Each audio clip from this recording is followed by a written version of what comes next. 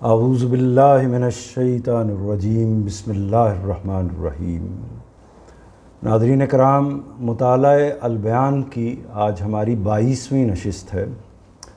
انشاءاللہ آج ہم سورہ اعلیٰ کا مطالعہ کریں گے۔ 87 نمبر سورہ ہے، اس کی 19 آیات ہیں۔ انشاءاللہ ہم پوری سورہ آج مکمل کریں گے اللہ نے چاہا تو۔ اور ہم استاد گرامی جناب جاوید احمد صاحب غامدی کی تفسیر البیان کا مطالعہ کر رہے ہیں، تو آغاز کرتے ہیں۔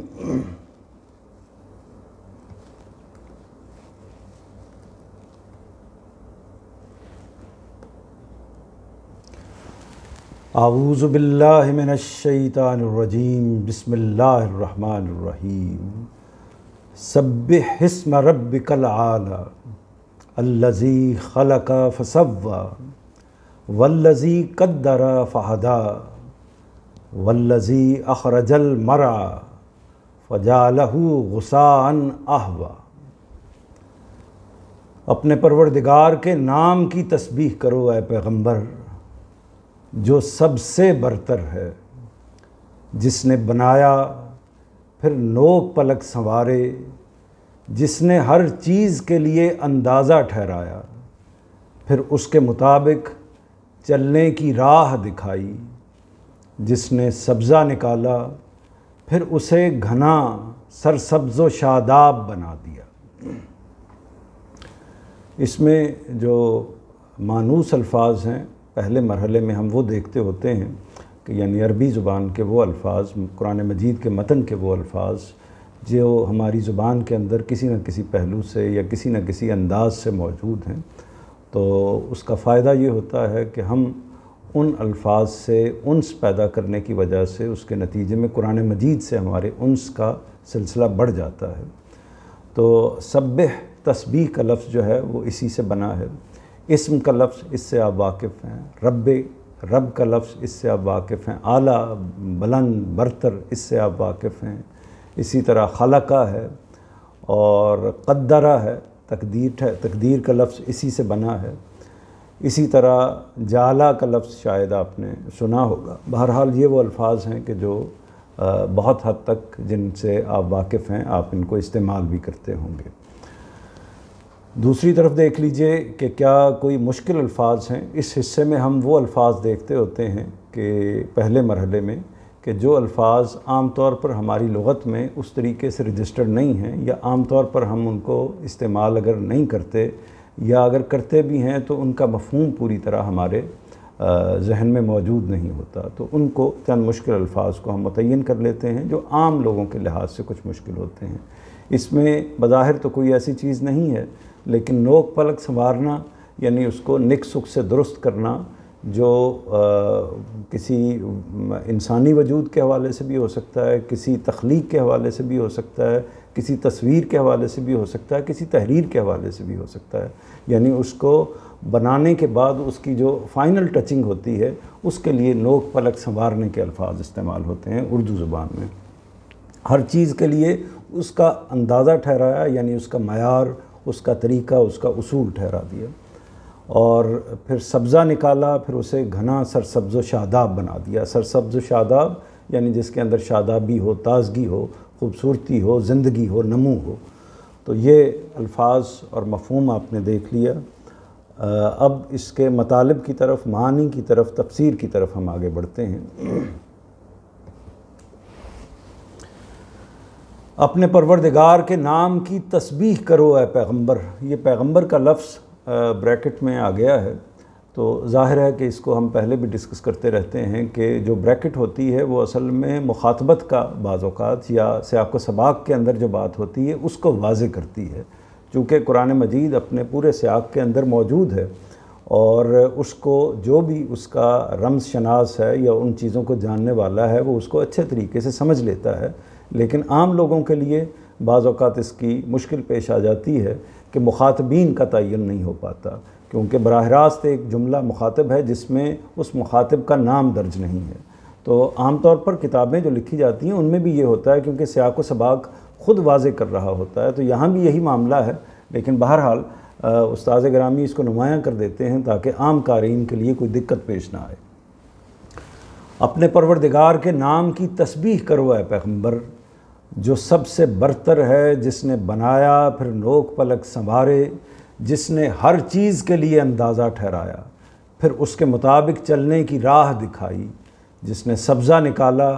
پھر اسے گھنا سبز و شاداب بنا دیا۔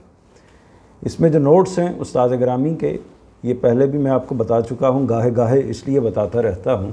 کہ جو نئے شرکاء ہیں، اگر جو بھی افراد مزید شامل ہوتے ہیں ہماری اس نشست میں، تو وہ اس سے آگاہ ہوتے رہیں کہ یہ 1 2 3 یا بعض نیچے جو حواشی لکھے ہوتے ہیں ان کی نوعیت کیا ہے۔ تو سب کو معلوم ہے کہ ہم استاد گرامی جناب جاوید احمد صاحب غامدی کی تفسیر البیان کا مطالعہ کر رہے ہیں۔ ہم متن قرآن مجید کا اور اس کے بعد ترجمہ جو ہے جو استاذ نے کیا ہے اس ترجمے کو لیتے ہیں، اور اس کے بعد ان کے جو تفسیری حواشی ہیں البیان کتاب کے اندر، اس کے بعد ان کو یہاں لکھ دیتے ہیں یا درج کر دیتے ہیں، اور انہی کی وضاحت آپ کے سامنے کر دی جاتی ہے۔ تو گویا کہ ہم تفسیر کا مطالعہ کر رہے ہیں۔ لفظ تسبیح میں تنزیہ کا پہلو غالب ہے، مطلب یہ ہے کہ یہ بھی دیکھیے کہ اس کی ضرورت کیوں پیش آتی ہے کہ مجھ جیسا ایک طالب علم آپ کی اس پہلو سے خدمت کرے کہ بالعموم مثلا یہ تنزیہ کا جو لفظ ہے تو بالعموم یہ نہیں عام طور پر لوگوں کو معلوم ہوگا، تو پھر ان کو لغت کھولنی پڑے گی۔ تو اس طرح کی کچھ ایسی چیزیں ہیں کہ جن کی ضرورت کے لیے ہم نے اس کا انعقاد کیا ہے۔ لفظ تسبیح میں تنزیہ کا پہلو غالب ہے۔ تنزیہ کہتے ہیں منزہ کرنا، پاک کرنا، کسی چیز کو کسی دوسری چیز کے ساتھ سے الگ کر دینا۔ لفظ تسبیح میں تنزیہ کا پہلو غالب ہے، مطلب یہ ہے کہ اللہ تعالیٰ کو ان سب باتوں سے منزہ قرار دے دو، برتر قرار دے دو، الگ قرار دے دو، پاک قرار دے دو، ان سب باتوں سے منزہ قرار دو جو اس کی شایان شان، جو اس کے شایان شان نہیں ہیں، یعنی اس کی شان کے مطابق، اس کی عظمت کے مطابق نہیں ہیں، اور اس کی تنزیہ کے اس شعور کے ساتھ، یعنی اس کو منزہ کرنے کے، اس کو پاک کرنے کے، اس کو برتر سمجھنے کے اس شعور کے ساتھ اس کی یاد سے اپنے دل کو آباد اور اپنی زبان کو تر رکھو، اس لیے کہ راہ حق میں صبر و استقامت کا حصول اگر ہو سکتا ہے تو اسی یاد سے ہو سکتا ہے۔ تو یہ انہوں نے تسبیح کے حوالے سے جو پہلا جملہ ہے اپنے پروردگار کے نام کی تسبیح کرو، اس کا مفہوم بھی واضح کر دیا، تسبیح کا مفہوم بھی واضح کر دیا، اور یہ بتا دیا کہ تسبیح جو ہے اس کی نوعیت کیا ہوتی ہے۔ اس کی نوعیت یہ ہوتی ہے کہ اس کی پروردگار کی یاد کو اپنے دل سے انسان آباد کرتے ہیں، اور نہ صرف اس کی یاد کو اپنے دل میں جاگزین کرتے ہیں بلکہ اپنی زبان کو بھی اس سے تر کرتے ہیں، اپنی زبان کو بھی اس سے پاکیزہ کرتے ہیں۔ تو مطلب کیا ہوا؟ مطلب یہ ہوا کہ ہم جو تسبیح کرتے ہیں، یعنی تسبیح کے لیے ہم ایک مالا بھی اپنے ہاتھ میں رکھ لیتے ہیں جس میں کچھ دانے ہوتے ہیں، جس کو پھیر کر ہم ورد کرتے ہیں، گنتی کرتے ہیں، اور اس میں کچھ الفاظ، یا مثال کے طور پر جیسے ہماری تسبیحات ہیں، الحمدللہ ہے، اللہ اکبر ہے، اور اس طرح دیگر تسبیحات جو ہیں مختلف نوعیت کی، اس میں کوئی آیت بھی ہو سکتی ہے، کوئی لفظ بھی ہو سکتا ہے۔ نبی کریم صلی اللہ علیہ وسلم نے جو تسبیحات مختلف سکھائی ہیں اس کے حوالے سے وہ ساری چیزیں بیشتر آپ کو معلوم ہوں گی۔ تو کہنے کا مطلب یہ ہے کہ تسبیح ایک تو وہ اس آلے کو کہتے ہیں، بعض اوقات ہم اپنے ہاتھوں پر اپنی پوروں کے ذریعے سے بھی تسبیح کرتے ہیں، اس کا ایک فائدہ یہ ہوتا ہے مالا کے ذریعے سے یا تسبیح کے ذریعے سے یا ہاتھوں کے ذریعے سے یا کاؤنٹنگ کے ذریعے سے ایک فائدہ یہ ہوتا ہے کہ ہماری کنسنٹریشن بڑھ جاتی ہے۔ تو اور اگر ہم ویسے ورد کرتے رہیں اس میں بھی کوئی حرج نہیں ہے، لیکن اس سے ایک توجہ، ایک کنسنٹریشن بڑھ جاتی ہے، اس کے لیے اس کا اہتمام کیا جاتا ہے۔ تو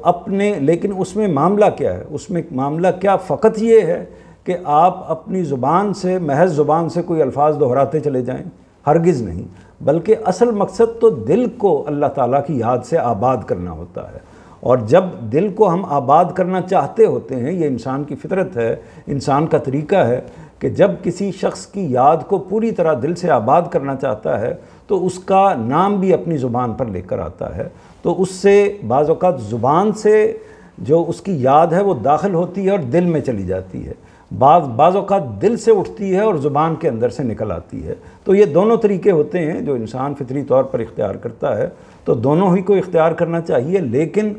کم از کم جو بنیادی چیز ہے وہ یہ کہ محض زبان سے معاملہ نہیں ہوگا، بلکہ وہ تسبیح آپ کے دل کے اندر بھی اترنی چاہیے۔ اس سے آگے جو نقطہ ہے وہ یہ ہے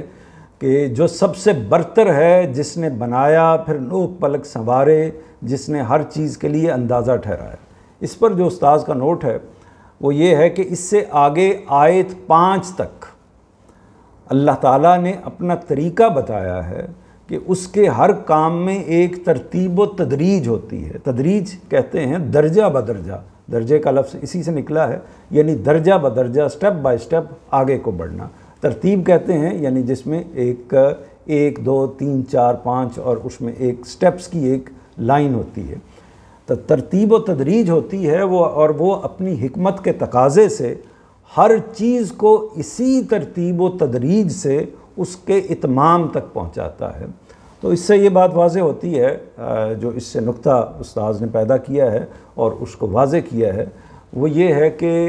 اللہ تعالیٰ کے تمام کام ہیں، وہ انسان کی تخلیق کا کام ہے، وہ کائنات کی تخلیق کا کام ہے، وہ کائنات کے اندر جو مختلف چیزیں ہیں، مثال کے طور پر جو سبزہ ہے، جو اسی طرح درخت ہیں، پودے ہیں، پھول ہیں، اور اسی طرح باقی جو زندگی کے اندر نشو و نما پانے والی چیزیں ہیں، ان میں ایک تدریج کا عمل ہے۔ یعنی ایسا نہیں ہوتا کہ یک لخت کوئی چیز آسمان سے گر پڑے یا یک لخت کوئی چیز زمین سے اگ پڑے، بلکہ اللہ تعالیٰ کی ایک خاص حکمت کے تحت اس کے اندر ایک ارتقاء ہوتا ہے، ایک تدریج ہوتی ہے، ایک ڈیولپمنٹ ہوتی ہے، ایک ترتیب ہوتی ہے۔ تو یہ اللہ تعالیٰ نے طریقہ رکھا ہے۔ اس میں دوسرا طریقہ بھی ہو سکتا تھا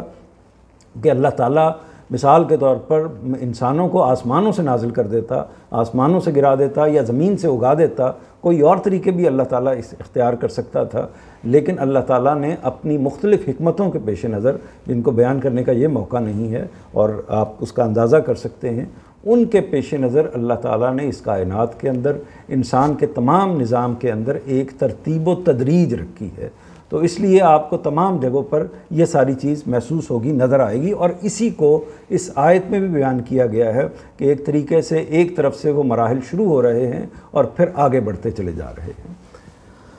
اصل میں اگلا نوٹ دیکھیے، جس نے سبزہ نکالا پھر اسے گھنا سرسبز و شاداب بنا دیا۔ اصل میں غصان احوا کے الفاظ آئے ہیں، ان کا جو ترجمہ ہم نے کیا ہے، کیا ترجمہ کیا ہے؟ پھر اسے گھنا سرسبز و شاداب بنا دیا۔ ان کا جو ترجمہ ہم نے کیا ہے، اس کے دلائل کی تفصیل کوئی شخص اگر چاہے تو امام حمید الدین فراہی کی کتاب مفردات القرآن اور استاذ امام امین احسن اصلاحی کی تفسیر تدبر قرآن میں دیکھ سکتا ہے۔ امام حمید الدین فراہی کون ہیں؟ یہ مولانا امین احسن اصلاحی صاحب کے استاد ہیں، اور مولانا امین احسن اصلاحی کون ہیں؟ یہ استاذ جناب جاوید احمد صاحب غامدی کے استاد ہیں۔ تو اس طرح ایک طرح سے ایک فکری تسلسل بھی ہے۔ تو اس میں انہوں نے واضح کیا ہے کہ اگر آپ اس میں جو ترجمہ کیا گیا ہے، کیا ترجمہ کیا گیا ہے؟ پھر اسے گھنا سرسبز و شاداب بنا دیا۔ یہ ترجمہ ہم نے کیوں کیا ہے؟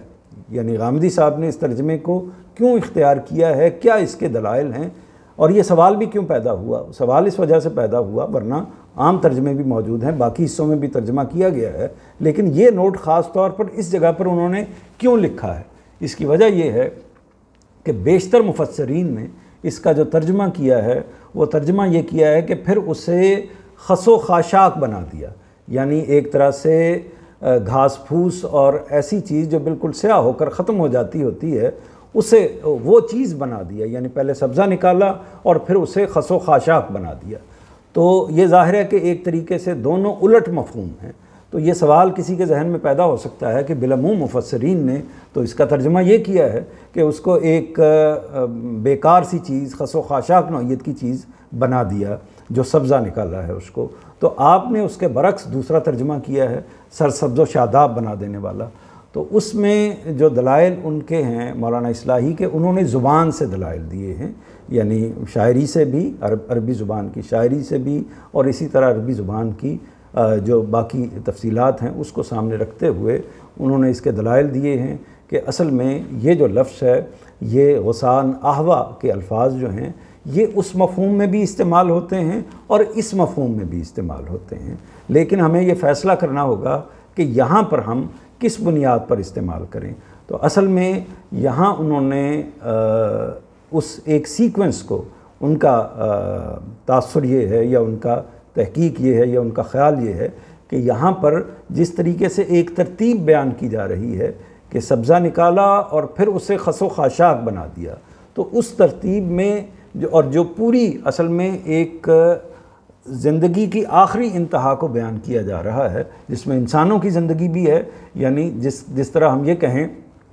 کہ بچے کو اللہ تعالیٰ نے پیدا کیا اور اس کو پھر جوان رانا بنا دیا،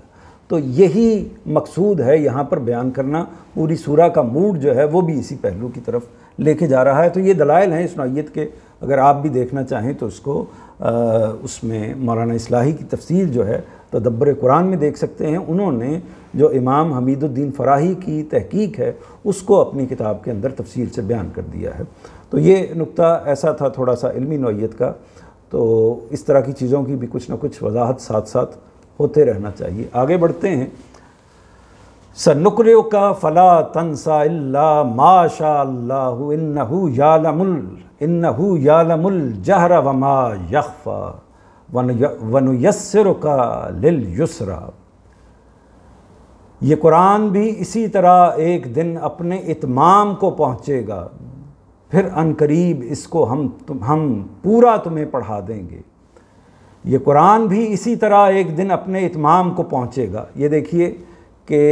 عنقریب اس کو ہم پورا تمہیں پڑھا دیں گے، تم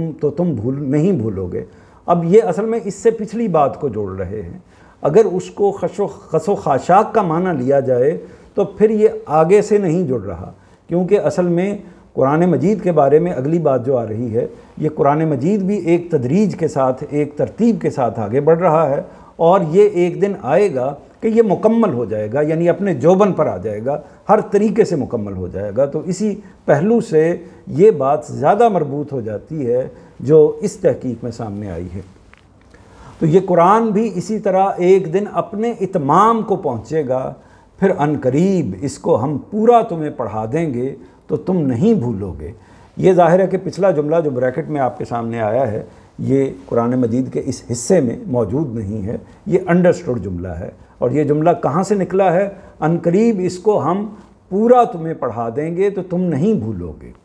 اور یہ یعنی پیچھے اور آگے والی بات کو جب جوڑا جائے تو درمیان میں یہ بات مقدر خود بخود سامنے آ جاتی ہے، مگر وہی جو اللہ چاہے، یعنی اس کو ہم بھلا دیں گے جو ہم چاہیں گے، یعنی پروردگار جو چاہے گا وہ حصہ تو ہم بھلا دیں گے، لیکن جو تم تک پہنچانا چاہیں گے، جو آپ تک پہنچانا چاہیں گے، وہ پورے کا پورا آپ تک پہنچ جائے گا۔ وہ اس کو بھی جانتا ہے جو اس وقت تمہارے سامنے ہے، اور اس کو بھی جو تم سے چھپا ہوا ہے۔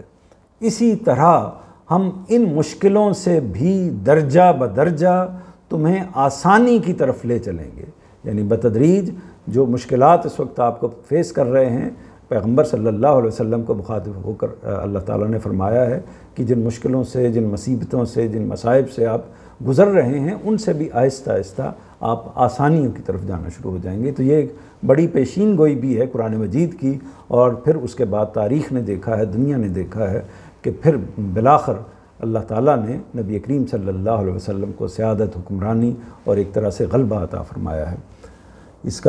اس میں وہ الفاظ دیکھ لیجئے، نقرئ کا یہ وہی جو قرات والا لفظ ہے وہ اسی سے نکلا ہے، قرأ کا جو لفظ ہے وہ بھی اسی سے نکلا ہے، قاری کا لفظ بھی اسی سے نکلا ہے۔ یعنی نکلا جب میں بولتا ہوں تو اس کا مطلب یہ نہیں ہوتا کہ یہاں یہ کوئی روٹ ہے، بلکہ یہ ہوتا ہے کہ اس سے متعلقات، اس کے متعلقات یہ ہیں۔ اچھا، تنسا بھولنے کے مفہوم میں، یعنی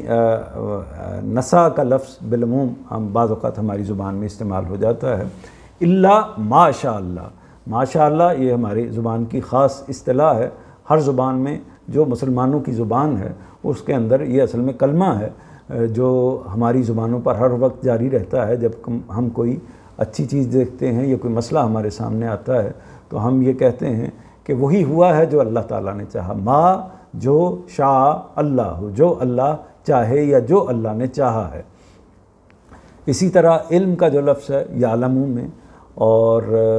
اسی طرح جہرہ کا جو لفظ ہے، یعنی جیسے ہم لفظ بولتے ہیں جہری نماز، ظاہری جو تلاوت ہوتی ہے اس کے لیے یہ لفظ استعمال ہو جاتا ہے۔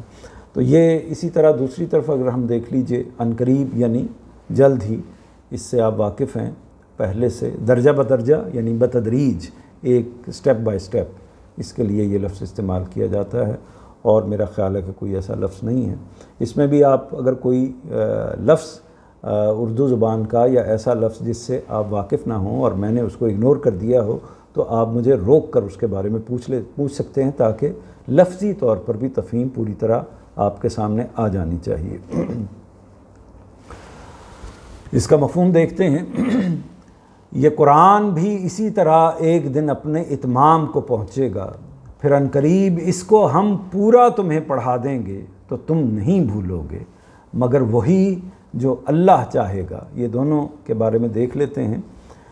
یعنی اسی ترتیب و تدریج اور اہتمام کے ساتھ جس کا مشاہدہ تم انسان کی تخلیق، اس کی قوتوں اور صلاحیتوں کے نشو و نما، اس کے مادی اور عقلی عروج و کمال، اس کی روحانی اور اخلاقی ترقی اور اس کی زندگی کے تمام مراحل و مقامات میں بھی کرتے ہو، اور سبزے کی نمود اور اس کے گھنا اور سرسبز و شاداب ہو جانے میں بھی، یعنی جس طرح یہ ترتیب و تدریج کا معاملہ ایک طریقے سے شروع ہو کر ایک اتمام تک پہنچنے کا معاملہ یہ باقی چیزوں میں ہے، اسی طرح یہ قرآن مجید میں بھی یہ طریقہ اختیار کیا گیا ہے۔ یہ خدا کا قانون ہے، اور وہ تمہارے ساتھ بھی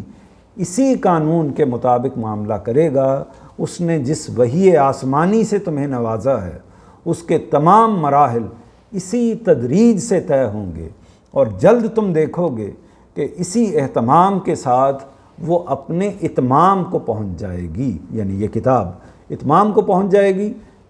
اتمام کا مطلب کیا ہے؟ یعنی تکمیل کو پہنچ جائے گی، مکمل ہو جائے گی۔ تو یہ وحی یا وحی پر مشتمل یہ کتاب اپنے اتمام کو پہنچ جائے گی۔ اس وقت جو مشکلات پیش آ رہی ہیں وہ تمہاری تربیت کے لیے ہیں،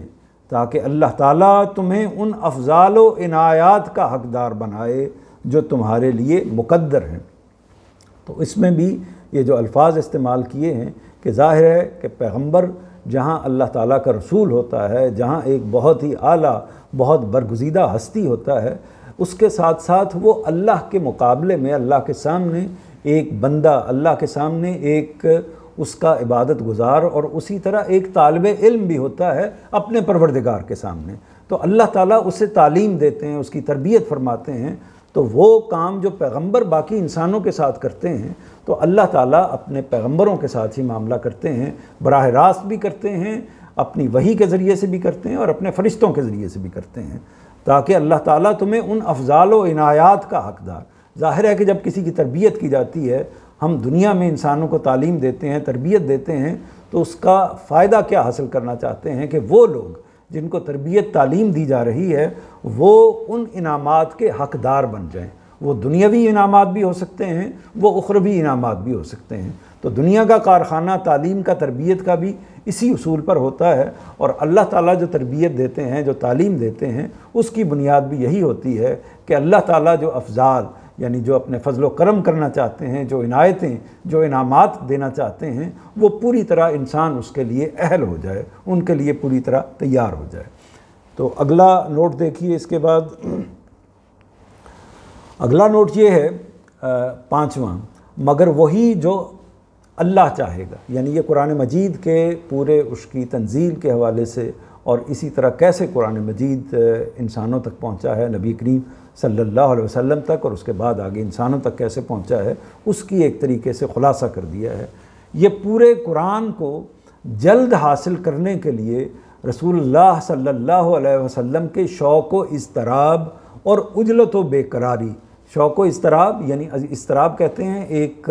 بے چینی جو انسان کے اندر موجود ہوتی ہے کسی چیز کو جلد حاصل کرنے کی، شوق کہتے ہیں کہ وہ اشتیاق، محبت اور ذوق، اس کے لیے ایک طریقے سے محبت اور ایک استغراق پیدا ہو جانا، پورے جوش و جذبے کے ساتھ انسان کا کسی چیز کی طرف بڑھنا۔ تو شوق یہ ہے، اضطراب یہ ہے کہ جس میں بے چینی پیدا ہو جاتی ہے، کچھ پریشانی محسوس ہوتی ہے کہ کہیں تاخیر نہ ہو جائے، کہیں ایسا نہ ہو جائے کہ میں جتنا مزید آ جائے تاکہ میں اس کو بھی یاد کر لوں، کہیں ایسا نہ ہو جائے کہ جو پہلے سے آیا ہوا حصہ ہے اس کو میں بھول جاؤں۔ تو انسانی ناطے سے، انسانی پہلو سے یہ خیال یقیناً نبی کریم صلی اللہ علیہ وسلم پر ان کے سامنے آیا ہوگا یا ان پر طاری ہوا ہوگا۔ اسی کے رسپانس میں اللہ تعالیٰ نے آپ کی تسلی کے لیے یہ آیات جو ہیں وہ نازل فرمائی ہیں۔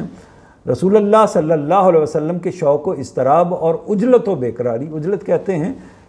جلدی تیزی کرنا، عجلت و بیقراری پر آپ کو صبر و انتظار کی تلقین بھی ہے، اور قرآن کے بارے میں آپ کی اس تشویش پر تسلی بھی کہ اس وقت تو یہ آپ کے حافظے میں تازہ ہے،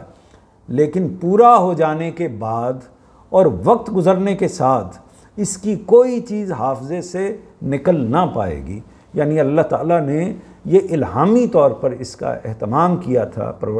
اپنے پیغمبر صلی اللہ علیہ وسلم کے لیے کہ جو لفظ بھی آئیں گے، جس ترتیب سے بھی آئیں گے، جس پہلو سے بھی آئیں گے، اور جو ان کی صورتوں کا تعین ہوگا، کون سی آیت کہاں ہوگی اور کون سی آیت کہاں ہوگی، اس طرح کون سی آیت کس سورہ میں کس مقام پر رکھی جائے گی۔ آیات تو وقتاً فوقتاً نازل ہوتی رہی ہیں، تو یہ ساری چیزیں ظاہر ہے کہ ایک مشکل کام ہے، تو ایک انسانی پہلو سے دیکھا جائے تو ایک مشکل کام ہے، لیکن اللہ تعالیٰ نے اس کا ذمہ خود اٹھا لیا تھا کہ وہ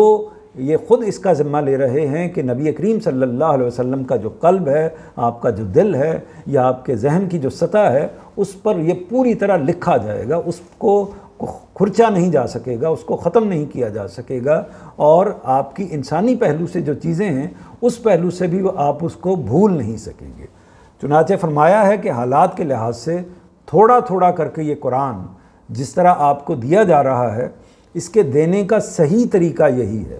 لیکن اس سے آپ کو اس کی حفاظت کے بارے میں کوئی تردد نہیں ہونا چاہیے، یعنی اس بات کی فکر نہیں کرنی چاہیے کہ یہ کہیں خدا نخواستہ ضائع ہو جائے گا یا آپ کو بھول جائے گا یا میں اس کی کیسے حفاظت کر سکوں گا۔ تو اس بارے میں آپ کو کوئی مشکل، کوئی تردد نہیں ہونا چاہیے۔ اس کی جو قرات، اس میں آپ کو یہ معلوم ہونا چاہیے کہ نبی کریم صلی اللہ علیہ وسلم جو روایات سے بھی، بعض دیگر چیزوں سے بھی جو بات واضح ہوتی ہے کہ آپ نے لکھنا، یعنی جو کاغذ کے اوپر لکھا جاتا ہے، اس کو نہیں سیکھا ہوا تھا۔ تو اس کی جو قرات اس کے زمانہ نزول میں اس وقت کی جا رہی ہے، اس کے بعد اس کی ایک دوسری قرات ہوگی۔ اس موقع پر اللہ تعالیٰ اپنی حکمت کے تحت اس میں سے کوئی چیز اگر ختم کرنا چاہیں گے یا کسی جگہ کوئی تغیر و تبدل کرنا چاہیں گے تو اسے کرنے کے بعد آپ کو اسی طرح پڑھا دیں گے۔ اس میں سہو و نسیان کا کوئی امکان باقی نہ رہے گا۔ سہو و نسیان یعنی بھولنے کا، کوئی چیز چھوٹ جانے کا کوئی امکان باقی نہ رہے گا، اور اپنی آخری صورت میں یہ بالکل محفوظ آپ کے حوالے کر دیا جائے گا۔ یہ پوری بات یعنی عنقریب ہم پورا تمہیں پڑھا دیں گے۔ تم اوپر اگر متن میں دیکھیے کہ عنقریب اس کو ہم پورا تمہیں پڑھا دیں گے تو تم نہیں بھولو گے مگر وہی جو اللہ چاہے گا۔ یعنی اللہ تعالیٰ اپنے پورا اہتمام اس کی حفاظت کا کر دیا ہوا ہے، آپ کو اس کے بارے میں فکر مندی کی ضرورت نہیں ہے۔ چنانچہ قرآن مجید کی جو قرات، یعنی یہ ایک جزوی طور پر ایک جملے میں آپ کو بتا دوں کہ اسی بنا پر استاذ گرامی یا مولانا اصلاحی یا ہمارے نقطہ نظر کے لوگ اس بات کو صحیح نہیں سمجھتے کہ قرآن مجید کی ایک سے زیادہ قراتیں ہو سکتی ہیں۔ قرات کا مطلب یہ ہے کہ قرآن مجید کو اس طریقے سے بھی پڑھا جا سکتا ہے، اس طریقے سے بھی پڑھا جا سکتا ہے۔ ہماری روایت کے اندر، مذہبی روایت کے اندر یہ آراء موجود ہیں کہ قرآن مجید کی بعض لوگ کہتے ہیں 10 ہیں، بعض لوگ کہتے ہیں 7 ہیں، بعض لوگ کہتے ہیں 14 ہیں، یا اس سے بھی زیادہ 21 تک بھی تعداد جاتی ہے۔ تو یہ قراتیں جو ہیں وہ اصل میں ایک ہی قرات ہے، اور عقل کا تقاضا بھی یہی ہے، فطرت کا تقاضا بھی یہی ہے، اور پروردگار نے جس طریقے سے اس بات کو بیان کیا ہے اس کا تقاضا بھی یہی ہے کہ ایک ہی قرات ہونی چاہیے۔ جو ایک ہی قرات، یعنی جو چیزیں اللہ تعالیٰ نے حذف کرنی ہیں، ختم کرنی ہیں، جو نزول کے زمانے میں نزول کی وقتی ضرورت کے لحاظ سے سامنے آئی تھی، وہ ٹھیک ہے، اللہ تعالیٰ اس کو ختم کر دیں گے، بھلا دیں گے، لیکن جو قرآن پھر آگے پوری انسانیت کو دیا جائے گا وہ ایک ہی ہوگا۔ اس میں کوئی ورژنز کا، کوئی قرات کا، کوئی ڈیفرنٹ پریزنٹیشن کا، کوئی اعراب کا اختلاف نہیں ہوگا۔ تو اسی حیثیت سے اللہ تعالیٰ نے یہ فیصلہ کر کے اپنے رسول کو دیا ہے۔ اس موقع پر اللہ تعالیٰ اپنی حکمت کے تحت اس میں سے کوئی چیز اگر ختم کرنا چاہیں یا کسی جگہ کوئی تغیر و تبدل یعنی تبدیلی کرنا چاہیں، کوئی ترمیم و اضافہ کرنا چاہیں، تو اسے کرنے کے بعد آپ کو اس طرح پڑھا دیں گے کہ اس میں سہو و نسیان کا کوئی امکان باقی نہ رہے گا، اور اپنی آخری صورت میں یہ بالکل محفوظ آپ کے حوالے کر دیا جائے گا۔ قرآن کی یہی قرأت ہے۔ اب یہ جو اصل میں تردید کی جا رہی ہے ان نظریات کی جو قرآن کی قرأت کے حوالے سے، قرأت پھر آپ سمجھ لیں لفظ قرأت کو، قرأت کا مطلب یہ نہیں ہے کہ ہم جیسے ہم عام طور پر لفظ استعمال کرتے ہیں کہ جی قرآن مجید کی قرأت کیجئے، فلاں قاری کی قرأت بہت اچھی ہے، تو یہ تو قرأت کا مطلب ہوتا ہے پڑھنا، لیکن اس میں جب ہم اصطلاح میں قرأت کا لفظ استعمال کرتے ہیں اور یہاں جن معنوں میں استعمال کیا گیا ہے وہ ایک مفہوم ہے، وہ ایک مخصوص اصطلاح ہے، اس کا مطلب یہ ہے کہ قرآن مجید ایک سے زیادہ قرأتوں میں آیا ہے، جس میں جملوں کا بھی فرق ہے، جس میں بعض اوقات آیات کا بھی فرق ہے، جس میں بعض جگہوں پر تھوڑے سے معانی کا بھی فرق ہے، اور اس وجہ سے جب یہ فرق موجود ہے تو لوگ یہ رائے رکھتے ہیں کہ آپ اس طریقے سے بھی پڑھ لیں تب بھی ٹھیک ہے، اس طریقے سے بھی پڑھ لیں تب بھی ٹھیک ہے، وہ بھی اللہ کی طرف سے آیا ہوا ہے، یہ بھی اللہ کی طرف سے آیا ہوا ہے۔ تو یہ جو چیز ہے اس کو ہم یہ سمجھتے ہیں، استاذ کا یہ نقطہ نظر ہے کہ یہ ایک فتنہ ہے جو قرآن مجید کے خلاف موجود ہے، اس لیے اس کو تسلیم نہیں کرنا چاہیے، اور اس پر گواہ کون سی چیز ہے؟ خود قرآن مجید اس پر گواہ کھڑا ہوا ہے۔ قرآن کی یہی قرأت ہے جسے اصطلاح میں عرضۂ اخیرہ کی قرأت کہا جاتا ہے، اور یہی قرأت اصل میں وہ ہے جس کو جو ہمارے اس وقت سامنے موجود ہے، یہی قرأت ہے، یعنی قرآن کا یہی ورژن ہے جو اس وقت ہمارے سامنے موجود ہے، یہی ورژن ہے جو امت میں رائج ہے، اور اسی کو بنیادی ورژن سمجھا جاتا ہے، سوائے چند ایک علاقوں کے، مراکش کے یا بعض جگہوں پر کچھ دوسری قرأتیں بھی رائج ہیں، لیکن اسی کو پوری امت اصلاً اسی کا مطالعہ کرتی ہے، اور اس کے لیے لفظ جو استعمال کیا جاتا ہے یعنی اصطلاح میں، مسلمانوں کے علم کی اصطلاح میں، وہ عرضۂ اخیرہ کا ہے۔ عرضۂ اخیرہ کا مطلب ہے لاسٹ پریزنٹیشن یا فائنل پریزنٹیشن، آخری پیشکش۔ تو آخری پیشکش جو ہے وہ قرآن مجید کی وہ ہے یہ جو اس وقت ہمارے سامنے موجود ہے، اس پر علماء کا اتفاق ہے کہ وہ اسی کو عرضۂ اخیرہ کہتے ہیں، کی قرأت کہتے ہیں۔ روایتوں سے معلوم ہوتا ہے کہ جبرائیل امین ہر سال جتنا قرآن نازل ہو جاتا تھا رمضان کے مہینے میں اسے نبی صلی اللہ علیہ وسلم کو پڑھ کر سناتے تھے، چونکہ رمضان کا وہ مہینہ ہے کہ جس میں قرآن مجید نازل ہونا شروع ہوا ہے، اور اسی مہینے میں وہ لوح محفوظ سے نیچے آیا ہے، تو یہ جو رمضان اسی لیے وہ بابرکت مہینہ بھی ہے۔ تو اس مہینے میں حضرت جبرائیل امین نبی کریم صلی اللہ علیہ وسلم کے پاس تشریف لاتے تھے، اور پھر وہ یعنی جس طرح قرآن مجید کا دورہ کیا جاتا ہے، یعنی نبی کریم سناتے تھے اور وہ سنتے تھے، تو اس طرح رمضان میں ایک طریقے سے اس کی دہرائی ہو جاتی تھی، جتنا بھی قرآن مجید اس وقت تک نازل ہوا ہوتا تھا۔ آپ کی زندگی کے آخری سال میں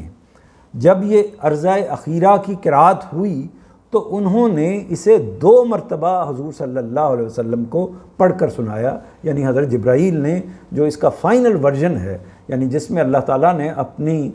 مشیت کے مطابق، اپنے فیصلے کے مطابق جو چیزیں آگے دنیا کو منتقل نہیں کرنی تھی ان کو حذف کر دیا، اور وہ قرآن مجید، وہ الہام، وہ وحی جو اس کتاب کے اندر محفوظ کرنی تھی، جس ترتیب سے محفوظ کرنی تھی، وہ حضرت جبرائیل علیہ السلام نے آپ کو سنایا۔ سلف سلف کا مطلب یہ ہے اسلاف، بزرگ جو ہمارے علماء ہیں، اسے قرأت عامہ کہتے رہے ہیں۔ چند علاقوں کو چھوڑ کر امت کی عظیم اکثریت اس وقت اسی کے مطابق قرآن کی تلاوت کر رہی ہے۔ سورہ قیامہ میں اللہ تعالیٰ نے حکم دیا ہے کہ عرضۂ اخیرہ کے بعد قیامت تک کے لیے اسی قرأت کی پیروی کی جائے گی۔ تو یہ جب اس کو ہم دیکھ بھی چکے، لیکن یہ اس پر جب ہم کبھی الگ سے اگر اس کی ضرورت محسوس ہوئی تو ہم ایک نشست بھی کر سکتے ہیں کہ کیسے یہ قرآن مجید کی قرأتوں کا جو اختلاف پیدا ہوا ہے، اور پھر اس اختلاف سے کیا مسئلے پیدا ہو رہے ہیں امت کے اندر۔ اگلا نوٹ دیکھ لیجئے، درجہ بدرجہ تمہیں آسانی کی طرف لے چلیں گے، یعنی تمہارے حالات کے حاضر و مستقبل سے واقف ہے، اس لیے مخالفتوں کے ہجوم سے گھبرا کر جلدی میں پڑھنے کی ضرورت نہیں ہے۔ ہم جس طرح نازل کر رہے ہیں اسی طرح پیش کرتے رہیں گے، پیش کرتے رہو، یعنی جس طرح ہم اس کو آپ کے سامنے بیان کر رہے ہیں اسی طرح آپ دنیا کے سامنے اس کو پیش کرتے رہو۔ یہ مخالفین عنقریب ختم ہو جائیں، یہ مخالفتیں عنقریب ختم ہو جائیں گی اور وہ آسانی پیدا ہو جائے گی جو سنت الہی کے مطابق تمہارے لیے مقدر ہے۔ سنت الہی کیا ہے؟ سنت الہی یہ ہے کہ جب اللہ تعالیٰ کسی قوم کے اندر رسول کسی کو بنا کر بھیجتا ہے تو اس قوم کا فیصلہ کر دیتا ہے، اس قوم کی جو قیامت ایک طریقے سے وہ اسی دنیا میں برپا ہو جاتی ہے، عدالت اسی دنیا میں لگ جاتی ہے، اور اللہ کا رسول اس کا فیصلہ کر دیتا ہے، رسول کو غلبہ حاصل ہو جاتا ہے۔ تو رسول کا غلبہ اصل میں اللہ تعالیٰ نے اپنی سنت کے اندر، اپنے طریقے کے اندر مقدر کر رکھا ہے، طے شدہ ہے۔ اس آخری بات کے لیے اصل میں وَنُيَسِّرُكَ لِلْيُسْرَى کے الفاظ آئے ہیں۔ اس میں یسرا صفت ہے جس کا موصوف طریقہ یا اس کا ہم معنی کوئی لفظ حذف کر دیا گیا ہے۔ یہ ایک فنی بات ہے، اس کو ہم ایک دفعہ پڑھنے کے بعد آگے بڑھتے ہیں، آگے چلتے ہیں۔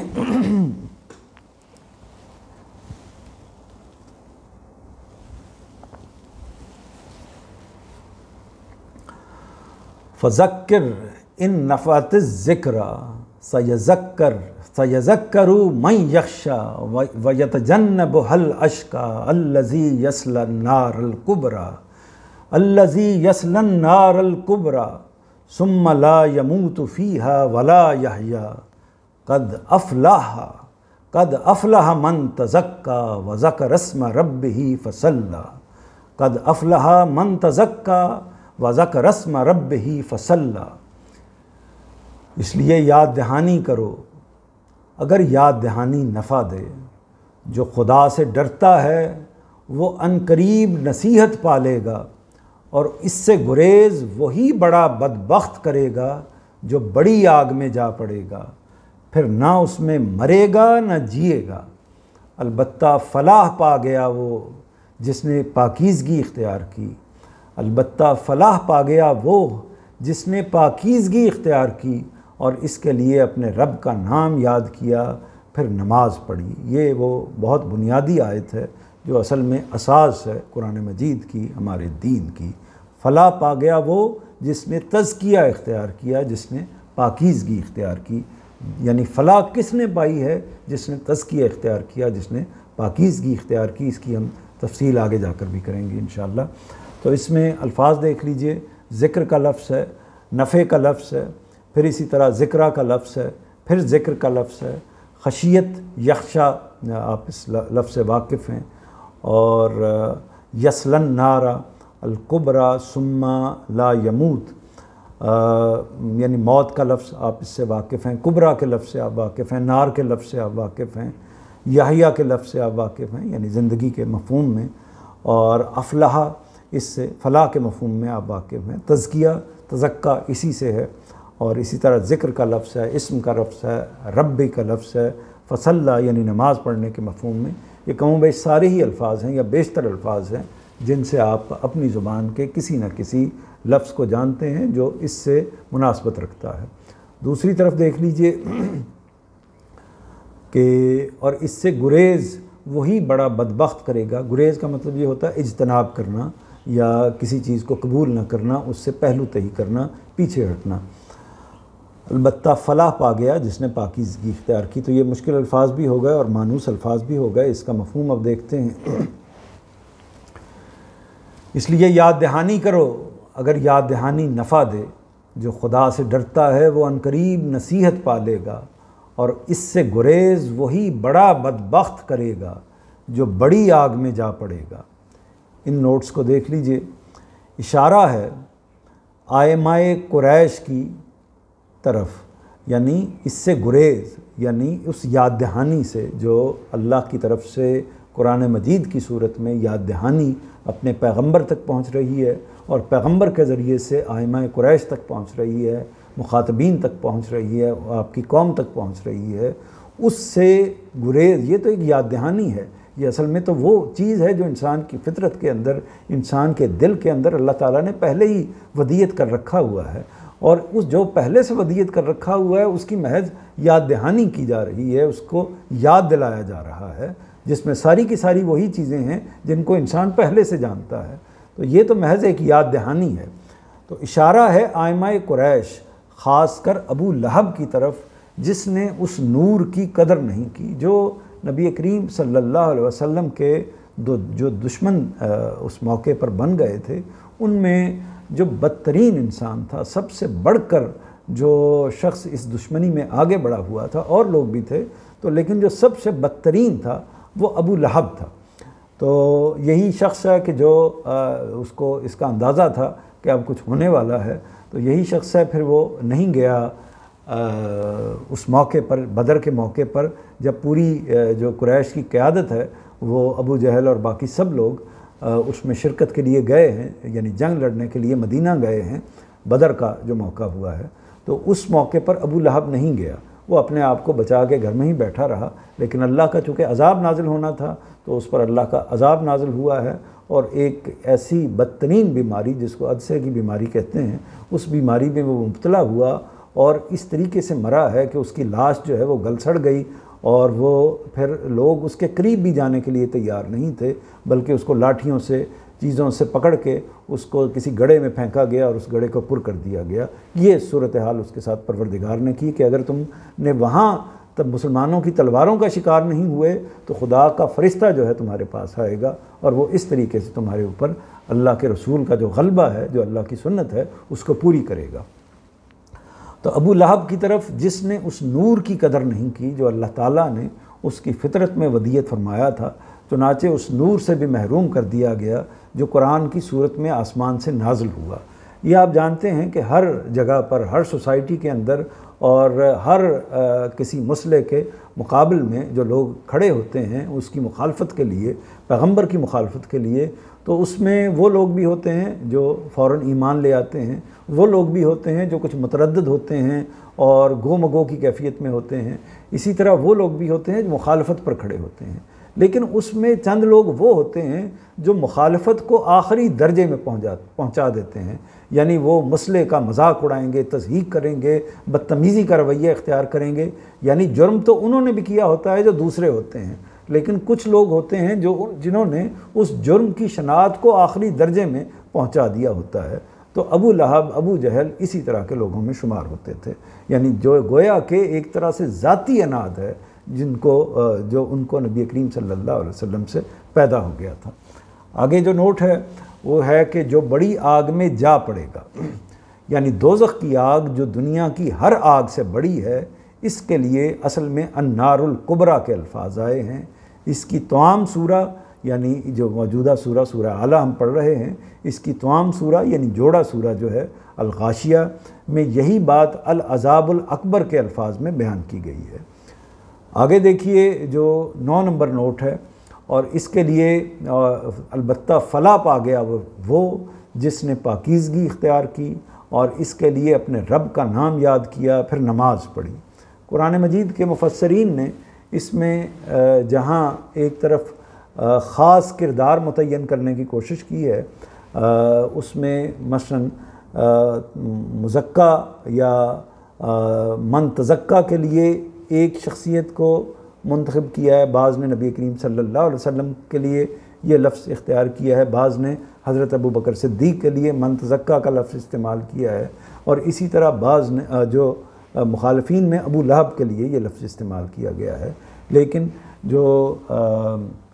استاد گرامی ہیں، مولانا اصلاحی ہیں، اور باقی بعض اور مفسرین ہیں، ان کی رائے یہ ہے کہ یہ مخصوص نہیں ہے بلکہ عموم کا لفظ ہے، اس لیے اس کو یہ ایک عموم کی بات ہے کہ فلاح پا گیا وہ جس نے بھی پاکیزگی اختیار کی، وہ اللہ کا پیغمبر ہے، وہ اللہ کے پیغمبر کے صحابہ ہیں، اور اسی طرح بعد میں آنے والے تابعین ہیں، اور باقی انسانیت کے جتنے بھی لوگ ہیں۔ یہ ایک بنیادی اصول ہے جو دین کے اصول کے طور پر ایک عموم میں بیان کر دیا گیا ہے۔ تو فلاح پا گیا جس نے اپنے رب کا نام یاد کیا، پھر نماز پڑھی۔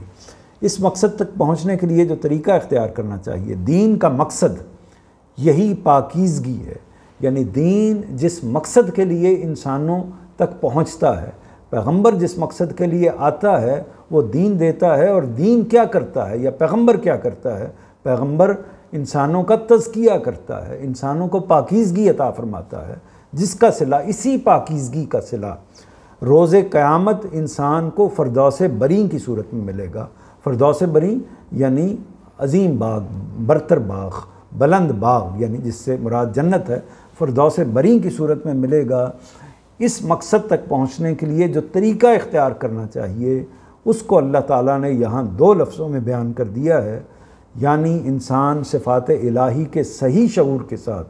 اللہ تعالیٰ کی یاد پر قائم اور اپنے پورے وجود کے ساتھ اس کے سامنے سرنگوں ہو جائے۔ نماز اسی یاد اور اسی قنوت کا سب سے بڑا مظہر ہے۔ تو یہ ایک نوٹ ہے، اس کی ہم مزید توضیح اپنے آخری حصے میں کریں گے کہ تزکیہ نفس جو ہے اس کی حقیقت کیا ہے اور اس کو کیسے ہمیں دیکھنا چاہیے، کیونکہ اس میں وہ بنیادی آیت بیان ہوئی ہے اس سورہ کے اندر جو ایک طریقے سے دین کے مقصد کو بیان کر رہی ہے، اور ایک پہلو سے نتیجتاً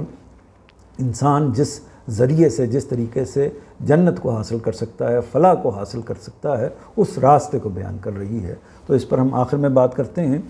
تو یہ آپ کے سامنے واضح ہو گئی۔ آگے بڑھتے ہیں، آخری حصہ ہے، بل تؤثرون الحیات الدنیا والآخرات خیر وابقی ان ھذا لفی الصحف الاولی ان ھذا لفی الصحف الاولی صحف ابراہیم و موسیٰ۔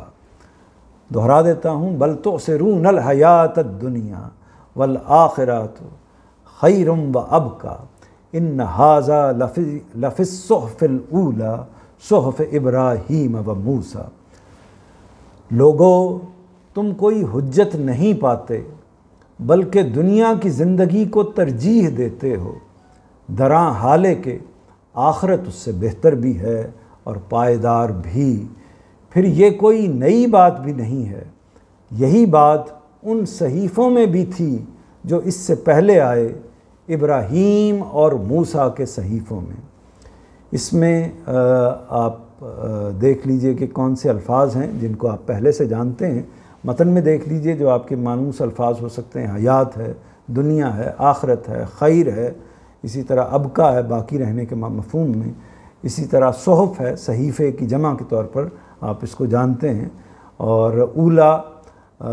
اس لفظ سے اول کے مؤنث کے طور پر استعمال ہوتا ہے، اس سے بھی آپ واقف ہیں، اور صحف بھی وہی لفظ ریپیٹ ہو گیا ہے، ابراہیم حضرت ابراہیم کا نام ہے، موسیٰ حضرت موسیٰ علیہ السلام کا نام ہے۔ تو یہ اب مشکل الفاظ کو دیکھ لیتے ہیں۔ لوگوں تم کوئی حجت نہیں پاتے، کوئی استدلال، کوئی دلیل نہیں پاتے، یعنی اس قرآن مجید کے مقابل میں، اس استدلال کے مقابل میں، اس یاد دہانی کے سامنے تمہارے پاس اصل میں کوئی دلیل نہیں ہے، بلکہ واقعہ یہ ہے کہ بلا دلیل تم دنیا کی زندگی کو ترجیح دیتے ہو۔ اصل مسئلہ یہ نہیں ہے کہ تمہارے پاس کوئی عقل ہے، کوئی استدلال ہے، کوئی دلیل ہے جس کی بیس پر تم جواب میں کوئی بات کر سکو، بلکہ معاملہ یہ ہے کہ تم کو اس وقت یہ محدود سی دنیا یہ زیادہ عزیز محسوس ہوتی ہے، اور وہ آخرت جو ایک وسیع و عریض دنیا ہے وہ اس کے مقابلے میں تم کو کم محسوس ہوتی ہے۔ تو یہ اجلت والی، یہ جو سامنے والی چیز پڑی ہوئی ہے دنیا کی صورت میں، اس کو تم ترجیح دے رہے ہو۔ اصل مسئلہ یہ ہے، اصل مسئلہ یہ نہیں ہے کہ تمہیں بات سمجھ میں نہیں آ رہی، اصل مسئلہ یہ نہیں ہے کہ تمہارے پاس کوئی عقل یا استدلال ہے، بلکہ اصل مسئلہ یہ ہے، اور پائیدار بھی، درا حالے کہ آخرت اس سے بہتر بھی ہے اور پائیدار بھی۔ یہی بات ان صحیفوں میں تھی جو اس سے پہلے آئے ہیں۔ تو اس میں میرا نہیں خیال کہ کوئی مشکل لفظ ہے آپ کے لیے۔ اس کا مفہوم دیکھ لیتے ہیں، لوگو تم کوئی حجت نہیں پاتے بلکہ دنیا کی زندگی کو ترجیح دیتے ہو۔ سورہ کے آخر میں، یہ 10 نمبر نوٹ دیکھ لیجئے، سورہ کے آخر میں یہ آئمہ قریش کی مخالفت کے اصل سبب سے پردہ اٹھا دیا ہے، کہ یعنی اصل میں وہ ان کے پاس کوئی دلیل، کوئی حجت، کوئی استدلال نہیں ہے، بلکہ دنیا کی محبت ہے جس کی وجہ سے وہ یہ سارا معاملہ کر رہے ہیں۔ درا حالے کہ آخرت اس سے بہتر بھی ہے اور پائیدار بھی، پھر یہ کوئی نئی بات بھی نہیں ہے، یعنی یہ جو یاد دہانی آپ کے سامنے پیش کی جا رہی ہے یہ کوئی نئی چیز تو نہیں ہے، یہ اس سے پہلے ایک طرح سے تمہاری فطرت کے اندر ودیت ہے، اور اس کے بعد ان صحیفوں میں بھی موجود ہے جو اس سے پہلے تمہارے سامنے آتے رہے ہیں۔ یہی بات ان صحیفوں میں بھی، یعنی اس سے پہلے جو پیغمبر جتنے بھی آتے رہے ہیں بنی اسرائیل کے اندر آئے ہیں، اور اسی طرح حضرت ابراہیم علیہ السلام کا سلسلہ ہے، اور اس سے پہلے بھی مختلف قوموں میں جو پیغمبر آتے رہے ہیں، انہوں نے جو بات بھی کہی ہے وہ یہی بات کہی ہے، کوئی اس سے مختلف بات نہیں کی۔ ایک ہی دین ہے جو اللہ تعالیٰ نے حضرت آدم علیہ السلام سے لے کر نبی کریم صلی اللہ علیہ وسلم تک بھیجا ہے، بتایا ہے، وہ ایک ہی بات ہے، ایک ہی دین ہے، ایک ہی پیغام ہے۔ تو اس لیے جو پہلے پیغمبروں نے بات بتائی، جو پہلے صحیفوں میں بات درج ہے، وہی موجودہ صحیفے میں یعنی قرآن مجید میں درج ہے، ابراہیم اور موسیٰ کے صحیفوں میں۔ یہ اس کی وضاحت میں استاذ نے لکھا ہے، 11 نمبر نوٹ دیکھیے کہ اسفار تورات کی صورت میں یہ صحیفے اس وقت بھی بائبل کے مجموعہ کتب مقدسہ میں موجود ہیں، اور یعنی اس ٹائٹل کے زیر عنوان اسفار تورات کے زیر عنوان یہ صحیفے اس وقت بھی، یعنی ابراہیم کا صحیفہ، حضرت موسیٰ کا صحیفہ ابھی بھی محفوظ ہیں، بائبل کے مجموعہ کتب مقدسہ میں موجود ہیں، اور ان میں یہ حقائق اس قدر واضح اور مؤثر انداز میں بیان ہوئے ہیں کہ انہیں جہاں سے پڑھیے ایمان تازہ ہو جاتا ہے۔ ان صحیفوں کے حوالے سے بھی یہ جان لینا چاہیے کہ اس میں قرآن مجید میں اور ان صحائف میں دو چیزوں کا فرق ہے۔ ایک فرق تو یہ ہے کہ جو اہتمام اللہ تعالیٰ نے قرآن مجید کے ساتھ کیا وہ ان صحیفوں کے ساتھ نہیں کیا، یعنی یہ اس کی حفاظت کی ذمہ داری اللہ تعالیٰ نے خود اپنے ذمہ لے لی، جبکہ ان صحیفوں کی حفاظت کی ذمہ داری اللہ تعالیٰ نے انسانوں پر یعنی ان قوموں پر چھوڑ دی ہوئی تھی۔ تو ایک فرق یہ ہے جس کی وجہ سے قرآن مجید کا صحیفہ آج تک پوری طرح محفوظ ہے، اور اس میں کوئی تحریف، کوئی تبدیلی، کوئی ترمیم کا معاملہ نہیں ہوا الحمدللہ۔ تو یہ ایک فرق تو یہ ہو گیا۔ دوسرا فرق یہ ہے، یعنی ایک فرق ہو گیا ترمیم و اضافے کا، تحریف کا، یا اس نوعیت کی چیزوں کا، جو بالعموم ان جگہوں پر ہوئی ہیں یہ تحریفات جو انہوں نے اپنے عقائد، اپنے نظریات جو اس میں داخل کرنے کے لیے کچھ چیزوں کو نکال دیا، کچھ چیزوں کو داخل کر دیا، یا لفظوں کو کچھ تبدیل کر دیا۔ جو دوسرا فرق ہے وہ یہ ہے روایت باللفظ اور روایت بالمعنی کا۔ روایت باللفظ اس کو کہتے ہیں، یعنی میں نے ایک انسان نے ایک بات کہی، وہ اسی کے الفاظ میں عین بین اسی الفاظ میں ہم تک آگے پہنچ جاتی ہے، اور روایت بالمعنی کہتے ہیں کہ ہم اس کی بات کو اپنے الفاظ میں بیان کرتے ہیں۔ تو ہمارے ہاں قرآن مجید اور حدیث کی صورت میں جو دین کے دو ذرائع ایک طریقے سے ہمارے پاس موجود ہیں، ان میں سے قرآن مجید تو وہ ذریعہ ہے کہ جو جس کے الفاظ بھی محفوظ ہیں، یعنی وہ روایت باللفظ ہم تک پہنچا ہے، اس کے مفہوم تو آیا ہی ہے لیکن وہ الفاظ کی صورت میں آیا ہے، اور جو روایات ہیں، احادیث ہیں، اس میں روایت باللفظ نہیں ہے بلکہ روایت بالمعنی ہے، یعنی راویوں نے نبی کریم صلی اللہ علیہ وسلم سے باتوں کو سنا، اس کے بعد پھر صحابہ نے سنا، پھر اس کے بعد آگے کے لوگوں نے سنا، ہر انسان نے اپنے اپنے فہم کے لحاظ سے لفظوں کو یاد نہیں کیا بلکہ اس کے مفہوم کو ذہن میں رکھا اور اپنے فہم کے لحاظ سے اس کو بیان کر دیا۔ تو بائبل جو ہے یہ اسی طریقے سے منتقل ہوئی ہے جس طریقے سے ہمارے ہاں حدیث منتقل ہوئی ہے، یعنی وہ روایت بالمعنی کے طریقے پر منتقل ہوئی ہے۔ اس سے ظاہر ہے کہ وہ جو اس کے اندر الہامی شان ہے لفظوں کی، وہ اس طریقے سے موجود نہیں رہتی۔ اس میں بعض اجزاء یقیناً ایسے ہوں گے، مثلا تورات کا بعض حصہ ہے کہ جو اس کے مطالعے سے اندازہ ہو جاتا ہے کہ یہ حصے ایسے ہیں کہ جو لفظ بلفظ لوگوں نے یاد کر کے آگے منتقل کیے ہیں، لیکن بعض جگہوں پر دوسری چیزیں یعنی روایت بالمعنی کی چیزیں بھی موجود ہیں۔ تو یہ بات واضح ہو گئی۔ اس کے ساتھ ہی یہ سورہ مکمل ہوتی ہے، اور اس کے بعد اگر آپ مجھے وقت بتا دیں تو اس کے لحاظ سے پھر میں معذرت خواہ ہوں، میرے سامنے گھڑی اس وقت موجود نہیں ہے۔ ابھی 6 منٹ ہے پروگرام کے، اور اس کے بعد 15 منٹ جو ہمارے پاس سوال و جواب کے ہوتے ہیں۔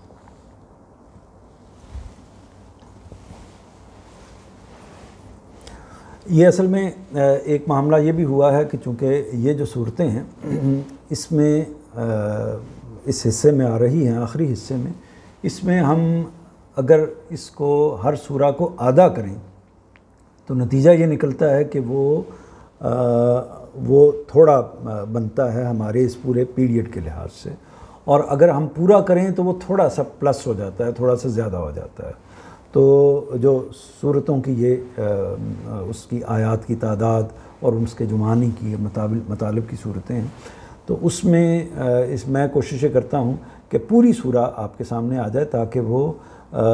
ایسی بڑی سورہ ہے تو اس کو ظاہر ہے کہ ہم 2 3 یا اس سے زیادہ حصوں میں تقسیم کر سکتے ہیں، لیکن اس سطح کی سورہ کو کوشش یہی کرنی چاہیے کہ وہ پوری طرح آپ کے سامنے آ جائے۔ تو آخر میں سوالات کو آخر میں دیکھ لیں گے، اگر گنجائش ہوئی پچھلے سیشن کے بھی بعض 1 2 سوالات شاید مؤخر تھے، ان کو بھی دیکھ لیں گے، لیکن میں مختصر طور پر آپ کے سامنے وہ بات رکھتا ہوں جس کے لیے ہم اپنا ٹائٹل استعمال کرتے ہیں ہمارے لیے کا، کہ اب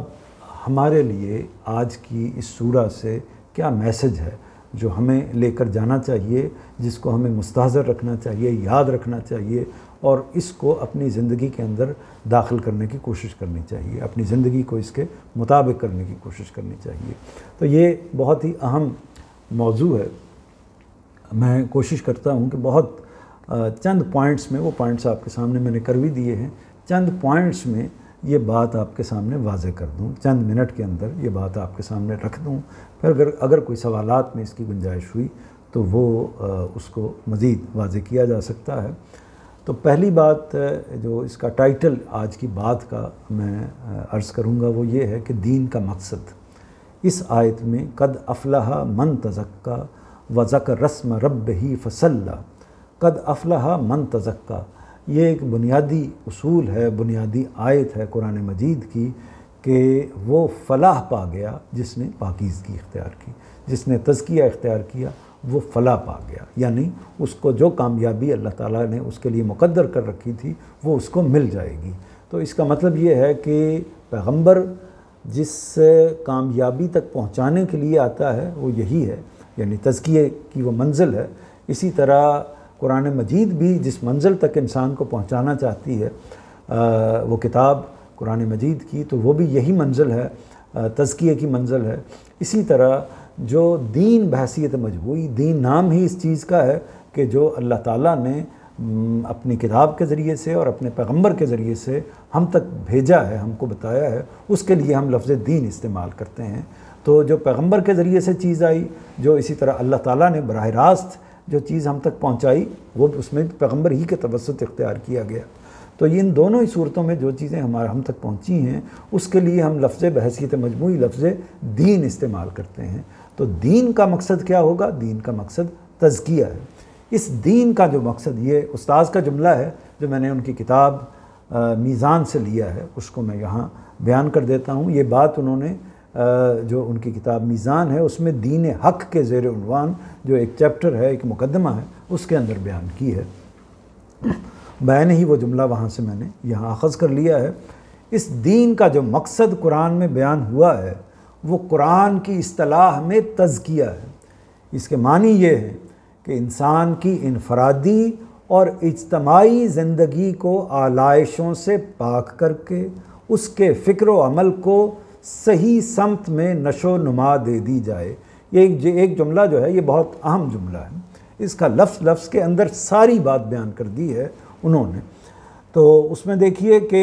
ایک تو یہ بات بیان ہو گئی کہ قرآن کا مقصد کیا ہے، دین کا مقصد کیا ہے، معذرت خواہ ہوں، دین کا جو مقصد ہے وہ قرآن مجید نے بیان کیا ہے۔ یعنی وہ دین کا مقصد میں یا آپ، کوئی پیر فقیر، کوئی ولی اللہ یا کوئی اور ہستی نہیں پیش کرے گی، وہ قرآن بیان کرے گا، وہ اللہ تعالیٰ کا پیغمبر بیان کرے گا۔ تو دین کا مقصد کو بیان کرنے کا حق کس کا ہے؟ قرآن کا ہے۔ تو قرآن نے کیا بیان کیا ہے وہ یہاں واضح ہو گیا، قد افلح من تزکا۔ تو وہ واضح ہو گیا کہ وہ تزکیہ نفس ہے، یعنی تزکیہ ہے، پاکیزگی اختیار کرنا ہے۔ اب تزکیہ کے معنی کیا ہیں؟ تزکیہ کا جو لفظی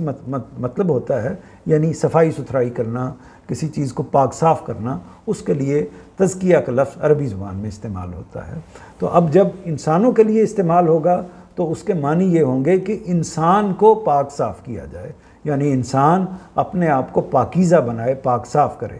تو اب انسان کس کو کہتے ہیں؟ اس کو بھی انہوں نے واضح کر دیا کہ یہ نہ واضح محسوس کیجئے گا، یہ نہ جانیے گا کہ انسان محض اس کا ایک انڈیویجول وجود ہے، بلکہ اس کا ایک اجتماعی وجود بھی ہے۔ تو انسان کی 2 ڈائمنشن ہیں، 2 پہلو ہیں، ایک یہ کہ وہ اپنا ایک انفرادی وجود رکھتا ہے، اور ایک یہ کہ وہ اپنا ایک اجتماعی وجود رکھتا ہے۔ تو دونوں کے لیے ہم لفظ انسان بولتے ہیں۔ اس کے معنی یہ ہیں کہ انسان کی انفرادی اور اجتماعی دونوں طرح کی زندگیوں کو آلائشوں سے پاک کر کے پھر آگے اس کے فکر و عمل کو، اب انسان کی ایک تو دو پہلو ہو گئے زندگی کے، ایک اس کی انفرادی زندگی ہوتی ہے، ایک اس کی اجتماعی زندگی ہوتی ہے، جس میں وہ دنیا کے سامنے یا پروردگار کے سامنے کھڑا ہوتا ہے یا پیغمبروں کے سامنے کھڑا ہوتا ہے۔ تو ایک یہ پہلو ہو گیا۔ دوسرا پہلو یہ ہے کہ انسان اپنے انفرادی حیثیت میں غور کرے اور اجتماعی حیثیت میں غور کرے، تو وہ دو ہی چیزوں کا مرکہ ہوتا ہے، دو ہی چیزوں سے مرکب ہوتا ہے۔ ایک اس کا فکر ہوتا ہے، اس کا نظریہ ہوتا ہے، اس کا خیال ہوتا ہے، ایک اس کا عمل ہوتا ہے۔ یعنی ایک ایمانیات کی نوعیت کی چیزیں ہوتی ہیں، ایک عملی اقدامات کی نوعیت کی چیزیں ہوتی ہیں۔ انہی کو انسان اصل میں جب بیہیو کرتا ہے، جب کوئی زندگی کا معاملہ اختیار کرتا ہے، تو انہی دو پہلوؤں سے اختیار کرتا ہے۔ یا اس کی سوچوں میں کچھ چیزیں ہوتی ہیں، جذبات، احساسات، یہ ساری نوعیت کی چیزیں اس کی سوچوں سے متعلق ہیں، یا وہ عملی طور پر کچھ چیزوں کو اختیار کرتا ہے۔ تو یہ ان دونوں چیزوں کا مجموعہ ہے، یعنی فکر و عمل کا مجموعہ ہے۔ تو انفرادی زندگی بھی آ گئی، اجتماعی زندگی بھی آ گئی، اور فکر و عمل بھی آ گیا۔ تو ان تمام پہلوؤں سے اصل میں تزکیہ ہونا چاہیے، انفرادی زندگی کے پہلو سے بھی، اجتماعی زندگی کے پہلو سے بھی، اور فکر کے پہلو سے بھی، عمل کے پہلو سے بھی، کیونکہ یہ چاروں کے چاروں نقطے، یعنی انفرادی، اجتماعی، فکر اور عمل، یہ چاروں کے چاروں نقطے جو ہیں وہ اصل میں انسان کے ساتھ متعلق ہوتے ہیں۔ انسان اسی پر سٹینڈ کرتا ہے، اسی پر کھڑا ہوتا ہے۔ عمل کو صحیح سمت میں نشو و نما دی جائے، یعنی اس کو ڈیولپ کیا جائے۔ تزکیہ کے معنی اس پہلو سے بھی ہیں، یعنی پاک صاف کر کے اس کو نمو دینا، نشو و نما دینا۔ تو یہ مفہوم آپ کے سامنے آ گیا کہ تزکیے کا مقصد کیا ہے، اس کا دائرہ کیا ہے۔ اس کو اب میں نے مزید واضح کر دیا آپ کے سامنے ان چار نکات کی صورت میں، کہ جو اوپر بات استاذ کی بیان کی ہے میں نے ایک جملے کی صورت میں، اس کو اب میں نے نکات کی صورت میں آپ کے سامنے رکھ دیا ہے، تاکہ بات پوری طرح واضح ہو جائے۔ اور یہ اس بات کو تزکیے کی بات کو، چونکہ تزکیہ بہت زیادہ استعمال ہوتا ہے ہمارے ہاں اصطلاحات کے اندر بھی، اور عام طور پر مجالس کے اندر بھی، کہ انسان کو تزکیہ حاصل کرنا چاہیے، اور تزکیہ حاصل کرنے کے لیے یہ اور یہ کام کرنے چاہیے۔ تو اس لیے اس کو خاص طور پر ہمیں دیکھنا چاہیے، کیونکہ ایک پہلو تو دینی ہے کہ اس کا دین کا مقصد یہ ہے، اور دوسرا ایک اور پہلو یہ ہے کہ اس کے ایسے مطالب، ایسے معانی ہمارے معاشرے میں رائج ہیں جو اگر قرآن کے تناظر میں دیکھا جائے تو آپ کو درست محسوس نہیں ہوں گے۔ تو اس لیے اس کو پورے طریقے سے سمجھنا ضروری ہے۔ تزکیے کا مطلب کیا ہے؟ ایک بات کیا ہوئی؟ انسان کے انفرادی وجود کو فکر کی آلائشوں سے پاک کرنا، انفرادی اور فکر کی آلائشیں۔ پھر دوسرا کیا ہوا؟ انسان کے انفرادی وجود کو، یعنی آپ اپنی ذات کو لے لیں، انسان کی ذات کو فکری طور پر، یعنی اس کے نظریات میں کوئی مسئلہ تو نہیں ہے۔ مثلا اس کی مثال لے لیں کہ شرک جب انسان کرتا ہے تو وہ اصل میں نظریے کی غلاظت ہے، نظریے کی ناپاکی ہے، جس میں انسان مبتلا ہو کر اصل میں فکر کی آلائش میں مبتلا ہوتا ہے، اور اس کے نتیجے میں پھر وہ جب عمل میں ڈھلتی ہے، یعنی وہ بت کے سامنے سجدہ ریز ہوتا ہے، یا اس سے دعا مانگتا ہے، اس کے سامنے کوئی منت مانگتا ہے، اس سے کوئی چیز طلب کرتا ہے، تو اس کا مطلب ہے کہ اس نے اسی نفسیاتی ذہنی آلائش کو اپنے عمل میں بھی ڈھال لیا ہے۔ اور اسی طرح بے شمار اور نوعیت کی چیزیں ہیں۔ تو ایک انسان کے انفرادی وجود کو فکر کی آلائشوں سے پاک کرنا، پھر انسان کے انفرادی وجود کو عمل کی آلائشوں سے پاک کرنا۔ تو بعض اوقات انسان فکری طور پر تو ٹھیک ہوتا ہے، لیکن عملی طور پر اس کے اندر انحرافات، ان کے اندر خامیاں ہوتی ہیں۔ بعض اوقات عملی طور پر ٹھیک ہوتا ہے، فکر کے اندر انحرافات، آلائشیں، خرابیاں، غلاظتیں موجود ہوتی ہیں۔ تو دونوں کو ٹھیک ہونا چاہیے۔ اسی طرح انسان کے اجتماعی وجود کو فکر کی آلائشوں سے پاک کرنا، یعنی جیسے انسان انفرادی ہے اسی طرح اس کا اجتماعی وجود بھی ہے، تو وہ اس کا اجتماعی وجود بھی بعض اوقات کسی غلط فکری پر آ کر کھڑا ہو جاتا ہے، اور وہ بحیثیت مجموعی، بحیثیت معاشرہ، بحیثیت ریاست، بحیثیت خاندان غلط اقدار کے اندر آ کر کھڑا ہو جاتا ہے، غلط نارمز کو اختیار کر لیتا ہے، اور پھر پوری کی پوری سوسائٹی اس کی حفاظت کرنا شروع کر دیتی ہے۔ ہم اپنے معاشرے میں دیکھیں، ہم انڈین معاشرے میں دیکھیں، باقی دنیا کے اندر دیکھیں، تو ہر جگہ پر یہ چیز موجود ہے کہ کچھ چیزیں سوسائٹی نے بحیثیت سوسائٹی غلط نظریات کے طور پر پوری سوسائٹی کے اوپر مسلط کر رکھی ہوتی ہیں، اور ان کو بھی ایسے ہی تسلیم کیا جاتا ہے جیسے ہم مذہب کو، دین کو تسلیم کرتے ہیں۔ تو اس لیے مذہب یا دین اسلام جہاں انسان کی انفرادی وجود کی اصلاح کرے گا تو اس نے اس کے اجتماعی وجود کی بھی اصلاح کرنی ہے۔ تو اجتماعی وجود کے جو فکری آلائشیں ان کو دور کرے گا، اسی طرح انسان کے اجتماعی وجود کی جو عملی آلائشیں ہیں، اس کی مزید تفصیل نیچے آ جائے گی، اس کی جو عملی آلائشیں ہیں ان کو بھی انسان جو ہے وہ اللہ تعالیٰ کی طرف سے ان کو بھی انسان کو دیکھنا ہے، اور دیکھنے کے بعد سمجھنا ہے، اور پھر اس کو اپنے اجتماعی وجود پر نافذ کرنا ہے۔ تو یہ چاروں پہلو جو اوپر والے جملے میں بیان ہوئے تھے، انسان کی زندگی کے اور اس کے فکر و عمل کے، یہ چاروں پہلو آپ کے سامنے آ گئے۔ اس سے آپ کو واضح ہو گیا ہے کہ تزکیے کا اصل میں مطلب کیا ہے۔ جب دین تزکیے کا مطلب استعمال کرتا ہے تو کوئی خاص نوعیت کی کیفیت نہیں ہے، بلکہ یہ 4 اجزاء ہیں جن اجزاء میں آپ کو پاکیزگی اختیار کرنی ہے۔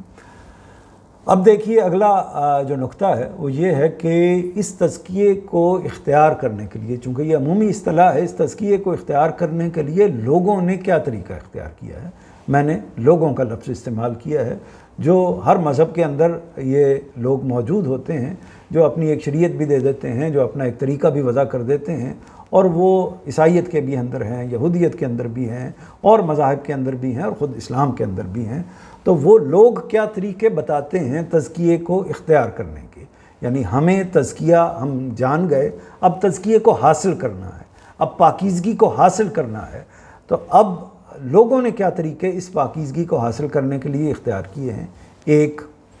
ترک دنیا، یعنی یہ ترغیب دی جاتی ہے کہ آپ دنیا کو چھوڑ دیں، آپ خاص نوعیت کی عبادت میں مگن ہو جائیں، تو پھر اس کے نتیجے میں آپ کا دل پاک ہو جائے گا، آپ کو پاکیزگی حاصل ہو جائے گی، اور آپ اچھا لباس پہنا چھوڑ دیں، آپ اچھا کھانا پینا کرنا چھوڑ دیں، آپ اچھی رہن سہن اختیار کرنا چھوڑ دیں، آپ زندگی کے جو اس طرح کے معاملات ہوتے ہیں جو دنیا سے متعلق ہوتے ہیں ان سے کنارہ کشی اختیار کریں۔ تو اس کا نتیجہ یہ نکلے گا کہ آپ کو آہستہ آہستہ تزکیے کی منزل جو ہے وہ حاصل ہونا شروع ہو جائے گی۔ تو اسی طرح ایک دوسرا طریقہ جو سجسٹ کیا جاتا ہے اور بالعموم اختیار بھی کیا جاتا ہے وہ ہے چلہ کشی۔ مثال کے طور پر آپ 3 دن کے لیے،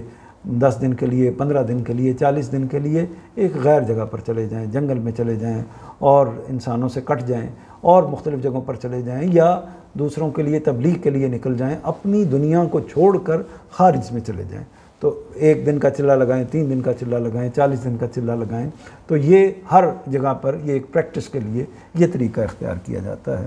تو اسی طرح تیسری جو نوٹ یا نقطہ میں نے یہاں لکھا ہے کہ تزکیہ حاصل کرنے کا ایک پہلو یہ بھی ہے کہ غیر معمولی پرمشقت عبادتیں اور ریاضتیں کی جائیں، ساری رات کھڑے ہوا جائے، کوشش کی جائے کہ زندگی میں جتنے روزے رکھے جا سکتے ہیں وہ روزے رکھیں، ہر مہینے میں انسان زیادہ سے زیادہ روزوں کا اہتمام کرے، زیادہ سے زیادہ ریاضتیں کرے، زیادہ سے زیادہ عبادتیں کرے، اور جو لذات کی نوعیت کی چیزیں ہیں، لذتوں کی نوعیت کی چیزیں ہیں، ان سے وہ کنارہ کشی اختیار کرے۔ تو یہ عبادت، ریاضت بے پناہ کرنا اور اس میں گھنٹوں کھڑے رہنا، بعض اوقات اس طرح کی چیزیں بھی ہوتی ہیں کہ ایک ٹانگ پر کھڑے ہو کر فلاں عبادت کرنا، یا اس کیفیت میں بیٹھ کر، یا اس طریقے سے لیٹ کر، یا یہ پوزیشن اختیار کر کے فلاں ورد، فلاں وظیفے پڑھنا۔ تو یہ اس طرح کی مختلف چیزیں جو مختلف عبادتوں کی یا ریاضتوں کی صورت میں بتائی جاتی ہیں۔ اسی طرح چوتھی چیز جو بالعموم ہمارے ہاں رائج ہے وہ یہ ہے کہ ایک تو یہ مختلف کوششیں ہیں جو انسان کرتا ہے، ایک بڑا سادہ اور آسان راستہ بھی ہے، اور وہ آسان راستہ یہ ہے کہ کسی پیر کی، کسی مرشد کی، کسی صوفی کی، کسی بڑے بزرگ کی بیعت کر لیں، اس کے ہاتھ میں اپنا ہاتھ دے دیں، اور اس کا نتیجہ یہ نکلے گا کہ آہستہ آہستہ وہ آپ کی انگلی کو پکڑ لے گا، اور پھر بالآخر ہو سکتا ہے کہ کچھ نہ کچھ آپ کو تربیت بھی کرے، آپ کو کچھ تعلیم بھی دے، لیکن بالآخر وہ آپ کو ایک تزکیے کی منزل تک اپنے سینے سے لگا کے یا اپنی جو تربیت گاہ میں داخل کر کے آپ کو اس جگہ تک پہنچا دے گا. اور اس کے لیے لفظ بھی استعمال ہوتا ہے ہمارے تصوف کی اصطلاح میں بھی کہ وہ آپ کے دل کو جاری کر دے گا, آپ کے قلب کو جاری کر دے گا, اور اللہ تعالیٰ کے ساتھ ایک طریقے سے آپ کا براہ راست ریلیشن بھی قائم ہو جائے گا. تو یہ تزکیے کے مختلف طریقے ہیں جو لوگوں نے اختیار کر رکھے ہیں. اس کے علاوہ اور بھی ہو سکتے ہیں, اور مختلف مذاہب میں یہی بیسک چیزیں ہیں جو مختلف مذاہب میں مختلف عنوانوں کے تحت, یعنی ہندو مذاہب میں بھی یہ ساری چیزیں موجود ہوں گی, عیسائی مذہب میں بھی موجود ہوں گی, اور باقی مذاہب میں بدھ مذہب میں بھی موجود ہوں گی, لیکن یہ اسی نوعیت کی چیزیں ہوں گی جس کو میں نے آپ کے سامنے یہاں مختصر طور پر بیان کر دیا ہے. لیکن سوال یہ ہے کہ کیا پیغمبر صلی اللہ علیہ وسلم نے بھی اسی طریقے کو اختیار کیا تھا؟ کیونکہ آپ تو خاص طور پر اس کے لیے مبعوث ہوئے تھے کہ آپ انسانوں کا تزکیہ فرمائیں. تو کیا آپ نے جو تزکیہ فرمایا ہے ان میں ترک دنیا کو, چلہ کشی کو, ریاضتوں کو, یا بیعت اور اس نوعیت کی چیزوں کو اختیار کیا ہے؟ تو اس کا جواب ہے کہ نہیں, پیغمبر صلی اللہ علیہ وسلم نے تو یہ طریقہ اختیار نہیں کیا. تو جب آپ نے تزکیہ کرنے کے لیے یہ طریقہ اختیار نہیں کیا تو میرے اندر یا آپ کے اندر یا آپ کے پاس میرے پاس اس کا کیا حق ہے کہ میں اپنی دانست سے, اپنی جانب سے کوئی چیز وضع کروں اور وضع کر کے یہ کہوں کہ یہ طریقہ جو ہے اس کے نتیجے میں آپ زیادہ بہتر طریقے سے تزکیہ حاصل کر سکیں گے. تو ظاہر ہے کہ میری آپ کی حیثیت یا باقی انسانوں کی حیثیت وہ بڑے سے بڑے بزرگ ولی اللہ ہو سکتے ہیں, پیغمبر سے برتر تو نہیں ہو سکتی. تو پیغمبر صلی اللہ علیہ وسلم نے جو تزکیے کا طریقہ بتایا ہے, پہلے تو آپ کے حوالے سے یہ جان لیجئے جو آیت ہے جو آپ کے مقام کو, آپ کے مرتبے کو, آپ کے فریضہ منصبی کو بیان کر رہی ہے, وہ کیا ہے؟ اللہ تعالیٰ کا ارشاد ہے سورہ جمعہ میں, هُوَ الَّذِي بَعَثَ فِي الْأُمِّيِّينَ رَسُولًا مِّنْهُمْ يَتْلُو عَلَيْهِمْ آيَاتِهِ وَيُزَكِّيهِمْ وَيُعَلِّمُهُمُ الْكِتَابَ وَالْحِكْمَةَ. یہ پورا ایک طریقے سے وہ طریقہ بھی بیان ہو گیا ہے, نبی کریم صلی اللہ علیہ وسلم کا فریضہ منصبی بھی بیان ہو گیا ہے کہ اس نے, پروردگار نے امیوں کے اندر ایک رسول انہی میں سے اٹھایا ہے جو اس کی یعنی پروردگار کی آیتیں انہیں سناتا ہے اور ان کا تزکیہ کرتا ہے. آیتیں سناتا ہے یعنی آیتیں سنا کر پھر ان کا تزکیہ کرتا ہے, اور اس کے لیے انہیں یعنی تزکیہ کرنے کے لیے انہیں کیا کرتا ہے؟ قانون اور حکمت کی تعلیم دیتا ہے. تو پیغمبر کا جو پلان پیغمبر کو اللہ تعالیٰ نے دیا, جو طریقہ تزکیہ کرنے کا اللہ نے بتایا ہے, وہ یہاں سورہ جمعہ میں واضح طور پر لکھ دیا ہے کہ پیغمبر قرآن مجید کی تلاوت کرے گا اور قرآن مجید کی تلاوت کرے گا اور اس طرح ان کا تزکیہ کرے گا, اور تزکیہ کے لیے جو تعلیم دے گا وہ دو چیزوں کی تعلیم ہوگی, یا قانون یعنی شریعت کی تعلیم ہوگی یا حکمت کی تعلیم ہوگی. بس یہ یعنی الکتاب ہے یا حکمت ہے, یعنی کتاب سے مراد قانون ہے, شریعت ہے, الکتاب ہے یا حکمت ہے. تو انہی دو چیزوں کی تعلیم دے کر تزکیے کا پروسیس اللہ کا پیغمبر مکمل کر دیتا ہے. تو یہ آیت بطور نص آپ کے سامنے موجود ہونی چاہیے کہ اس کی حیثیت بنیادی ہے. یعنی جب بھی کوئی ہمیں تزکیے کے لیے کوئی اور راستہ بتائے گا تو ہمیں آنکھیں کھول کر اس آیت کو اپنے سامنے رکھنا چاہیے. معذرت. تو اس کی میں تفصیل کر دیتا ہوں اس بات کی کہ یعنی آپ کو یہ بات پوری طرح سمجھ میں آ گئی انشاءاللہ, الحمدللہ میرا خیال آ گئی ہوگی کہ نبی کریم صلی اللہ علیہ وسلم کا اختیار کردہ تزکیے کا جو طریقہ ہے وہ نہیں ہے جو لوگ اختیار کرتے ہیں. آپ کا طریقہ اور ہے. وہ طریقہ یہ ہے کہ آپ قرآن مجید کی تلاوت کرتے ہیں اور قانون کی یعنی شریعت کی تعلیم دیتے ہیں اور حکمت کی تعلیم دیتے ہیں. اب صرف یہ جاننا باقی ہے کہ جو قانون کی تعلیم ہے اس کا کیا مطلب ہے اور جو حکمت کی تعلیم ہے اس کا کیا مطلب ہے. قرآن مجید ہی کی بنیاد پر اس کو دیکھ لیتے ہیں کہ قانون کی تعلیم کیا ہے یا شریعت کی تعلیم کیا ہے اور حکمت کی تعلیم کیا ہے. تو نمبر ایک جو قانون یعنی شریعت کی تعلیم ہے اس میں قانون عبادات ہے, یعنی اللہ تعالیٰ نے بتایا ہے کہ عبادت کرنی ہے تو اس کے یہ قاعدے ہیں, یہ ضابطے ہیں, یہ طریقے ہیں. وہ اللہ تعالیٰ نے قرآن میں بھی اور اپنے نبی کریم صلی اللہ علیہ وسلم کے ذریعے سے بتا دیے ہیں. وہ متعین ہے, وہ طے شدہ ہے. تو ایک عبادت کا طریقہ ہے یا عبادت کا قانون ہے یا عبادت کی شریعت ہے. تو ایک چیز یہ ہوگی. اسی طرح قانون معاشرت ہے. قانون معاشرت کا مطلب یہ ہے کہ معاشرے کو کیسے، یعنی ظاہر ہے کہ پہلا جو معاملہ ہے اس میں ہر جو چیز ہے وہ اجتماع سے بھی متعلق ہوگی اور فرد سے بھی متعلق ہوگی. کسی نہ کسی پہلو سے وہ دونوں سے متعلق ہوگی، کسی نہ کسی پہلو سے وہ ایک سے متعلق ہوگی. جیسے کہ عبادات میں دیکھیے کہ عبادات میں جو ہم نے انفرادی نماز پڑھنی ہے تو وہ تو انسان کے انفرادی حیثیت سے اس کا تعلق ہے، لیکن مثال کے طور پر جمعے کا جو اہتمام ہے اس کا تعلق اجتماع سے ہے، کیونکہ جو ریاست کا سربراہ ہے مذہب اسلام کے اندر وہی جمعے کا خطبہ دیتا ہے، وہی اس کا مسجدوں کا اور اس طرح کے تمام نظام کا اہتمام کرتا ہے. تو عبادت کا ایک پہلو انفرادی سطح پر فرد کے ساتھ متعلق ہوتا ہے اور اسی طرح دوسرا پہلو جو ہے اجتماع کے ساتھ متعلق ہوتا ہے. پھر قانون معاشرت کو دیکھ لیجئے. تو معاشرت کا مطلب یہ ہے جو سوسائٹی کے اندر مثلا اس میں جو چیزیں دین میں زیر بحث آتی ہیں وہ نکاح کا مسئلہ ہے، وہ طلاق کا مسئلہ ہے، وہ تعلیم ہے جو اصل میں معاشرتی زندگی گزارنے کے لیے وہ والدین کا مسئلہ ہے، وہ وراثت کا مسئلہ ہے. اس طرح کے بے شمار معاملات ہیں جو قانون سے متعلق ہوتے ہیں. تو وہ بھی فرد سے بھی متعلق ہوتے ہیں، انفرادی طور پر بھی ہوتے ہیں اور اجتماعی طور پر بھی ہوتے ہیں. اسی طرح سیاست ہے.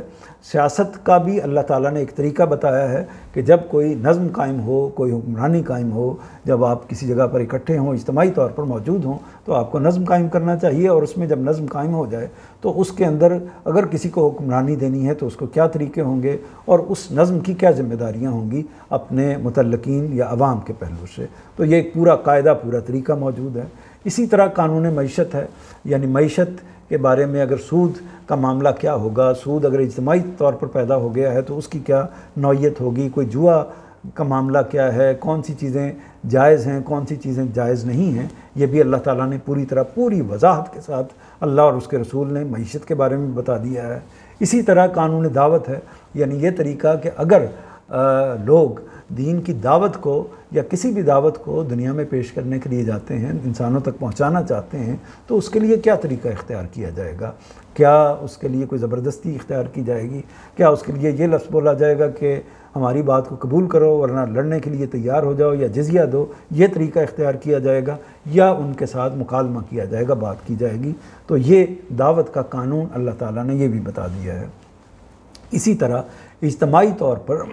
اللہ تعالیٰ نے یہ جہاد کا قانون بتایا ہے کہ اگر پوری دنیا کے اندر مسلمانوں کو بھی حکومت حاصل ہوتی ہے اور ان کے ارد گرد میں ظلم ہو رہا ہے، زیادتی ہو رہی ہے، یا ان پر کوئی ظلم اور زیادتی کسی نے اس کی طاقت کر دی ہے، کوئی ان پر چڑھ دوڑا ہے، تو اس کا مقابلہ کرنے کے لیے یا دنیا کے اندر امن پیدا کرنے کے لیے وہ اللہ کے نام پر جہاد کریں گے اور اس کا قلع کما، اس جرم کا، اس غلطی کا قلع کما کرنے کی کوشش کریں گے. اسی طرح جیسے چھوٹی سطح پر ریاست کے اندر جب کسی مجرم کو سزا دی جاتی ہے، اس کا ہاتھ کاٹا جاتا ہے یا اس کی گردن کاٹ دی جاتی ہے، تو اس کو جو سزا دی جاتی ہے تو وہ سزا جب ایک اجتماعی کسی قومی سطح پر دینی ہو تو اس کے لیے جہاد کا طریقہ اختیار کیا جاتا ہے. اسی طرح حدود و تعزیرات ہیں. حدود و تعزیرات یعنی وہ قواعد، وہ قوانین کہ اگر کسی نے کوئی جرم کیا ہے، چوری کی ہے، اس طرح کا کوئی اور زنا کیا ہے، بدکاری کی ہے، کوئی اور جرم کیا ہے تو اس کی سزا کیا ہوگی، وہ بھی پوری طرح متعین کر دیے ہیں. اسی طرح خور و نوش ہے، یعنی کھانے پینے کے جو معاملات ہیں ان میں کن چیزوں کو کھانے کی اجازت ہے، کن چیزوں کی اجازت نہیں ہے، اس میں حلال کون سے ہیں، طیب کون سے ہیں اور حرام کون سے ہیں. اسی طرح رسوم و آداب ہیں. رسوم و آداب کا مطلب یہ ہے کہ آپ کو جو بھی اللہ تعالیٰ کی طرف سے کچھ شعائر، کچھ رسوم طے ہو گئی ہیں، مثال کے طور پر جب انسان ایک دوسرے سے ملیں گے تو کیا طریقہ اختیار کریں گے. ظاہر ہے کہ اسلام نے بتایا ہے کہ السلام علیکم کہیں گے. اسی طرح جو کچھ خاص خوشی کے موقع ہیں، تہوار کے موقع ہیں، ان پر کیا کیا جائے گا. اسی طرح کوئی وفات ہو جاتی ہے تو میت کے ساتھ کیا معاملات کیے جائیں گے. تو یہ ساری چیزیں رسوم و آداب سے متعلق ہیں. اسی طرح قسم اور کفارہ قسم کا بھی ایک قاعدہ ہے، قانون ہے کہ اگر کوئی شخص کوئی اللہ کے قسم، اصل میں اللہ کے ساتھ ایک عہد ہوتا ہے، ایک وعدہ ہوتا ہے، تو کوئی شخص اللہ کے ساتھ کوئی عہد کر لیتا ہے، کوئی وعدہ کر لیتا ہے تو اس کی اگر اس سے کوئی خلاف ورزی ہو جاتی ہے تو اس کا کفارہ کیا ہوگا، اس کی تفصیلات جو ہیں. تو یہ کیا ہے؟ یہ قانون کی تعلیم ہے. اس سے ان پورے نکات، ان 10 کے 10 نکات سے آپ کو ایک چیز اور بھی واضح ہوئی ہوگی کہ یہ اصل میں پورے کا پورا دین ہے، یعنی دین کا جو شریعت کا پہلو ہے وہ پورے کا پورا اس کے اندر آ گیا ہے۔ دوسرا دیکھ لیجئے حکمت کی تعلیم، یعنی ایک پھر میں پیچھے چلا جاتا ہوں، وَيُعَلِّمُهُمُ الْكِتَابَ وَالْحِکْمَةَ، یعنی تزکیہ کرتا ہے، کس طرح کرتا ہے؟ تعلیم دے کر، کس چیز کی؟ کتاب یعنی قانون کی، اور کس چیز کی؟ حکمت کی۔ تو قانون آپ نے دیکھ لیا کہ کیا ہے، شریعت کی پوری تفصیل آپ کے سامنے آ گئی۔ اس طرح آپ دیکھیے کہ حکمت کی تعلیم دیتا ہے۔ حکمت کی تعلیم دو چیزوں سے عبارت ہے۔ حکمت یعنی اصل میں فلسفے کو کہتے ہیں، تو حکمت اصل میں زیادہ تر نظریات سے یا تصورات سے متعلق ہوتی ہے، قانون زیادہ تر عمل سے متعلق ہوتا ہے۔ تو حکمت ظاہر ہے کہ دونوں چیزیں آپس میں انٹر ریلیٹڈ ہوتی ہیں۔ تو حکمت کی تعلیم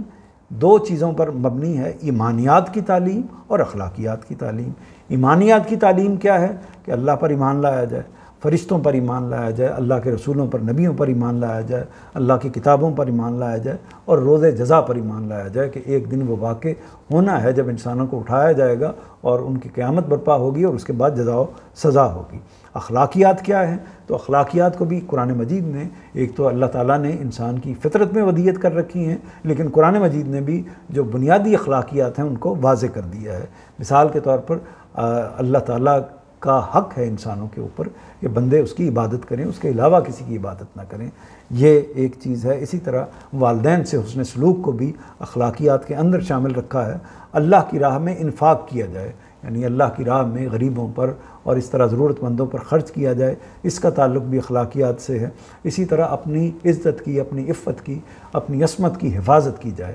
اور غلط کاری میں، غلط چیزوں کے اندر اپنے آپ کو نفسیاتی، ذہنی اور عملی طور پر انوالو نہ کیا جائے، اس کا تعلق بھی اخلاقیات سے ہے۔ اسی طرح انسانی جان کو حرام سمجھا جائے کہ وہ اس کا قتل کرنا اصل میں پوری انسانیت کو قتل کرنے کے مترادف ہے، تو اس کو اپنے شعور میں، اپنے دل میں پوری طرح محسوس کرنا۔ اسی طرح یتیم کے مال میں خیانت کا تصور بھی نہیں ہونا چاہیے، عہد کی پابندی ہونی چاہیے، ناپ تول میں دیانت ہونی چاہیے، اوہام کی پیروی نہیں ہونی چاہیے، یعنی وہم میں نہیں پڑنا چاہیے، خام خواہ کے شکوک میں، شبہات میں اور اس طرح کی جو توہم پرستی ہے اس میں مبتلا نہیں ہونا چاہیے، اور انسان کو غرور و تکبر، استکبار کا رویہ کسی بھی معاملے میں، اکڑ کا رویہ کسی بھی معاملے میں اختیار نہیں کرنا چاہیے۔ تو یہ دو پہلو ہو گئے، قانون کی یعنی شریعت کی تعلیم اور حکمت کی تعلیم۔ تو گویا کہ، یعنی میں خلاصہ کر رہا ہوں، گویا کہ یہ واضح ہو گیا نمبر 1 یہ کہ اللہ کے رسول نے جو طریقہ دیا ہے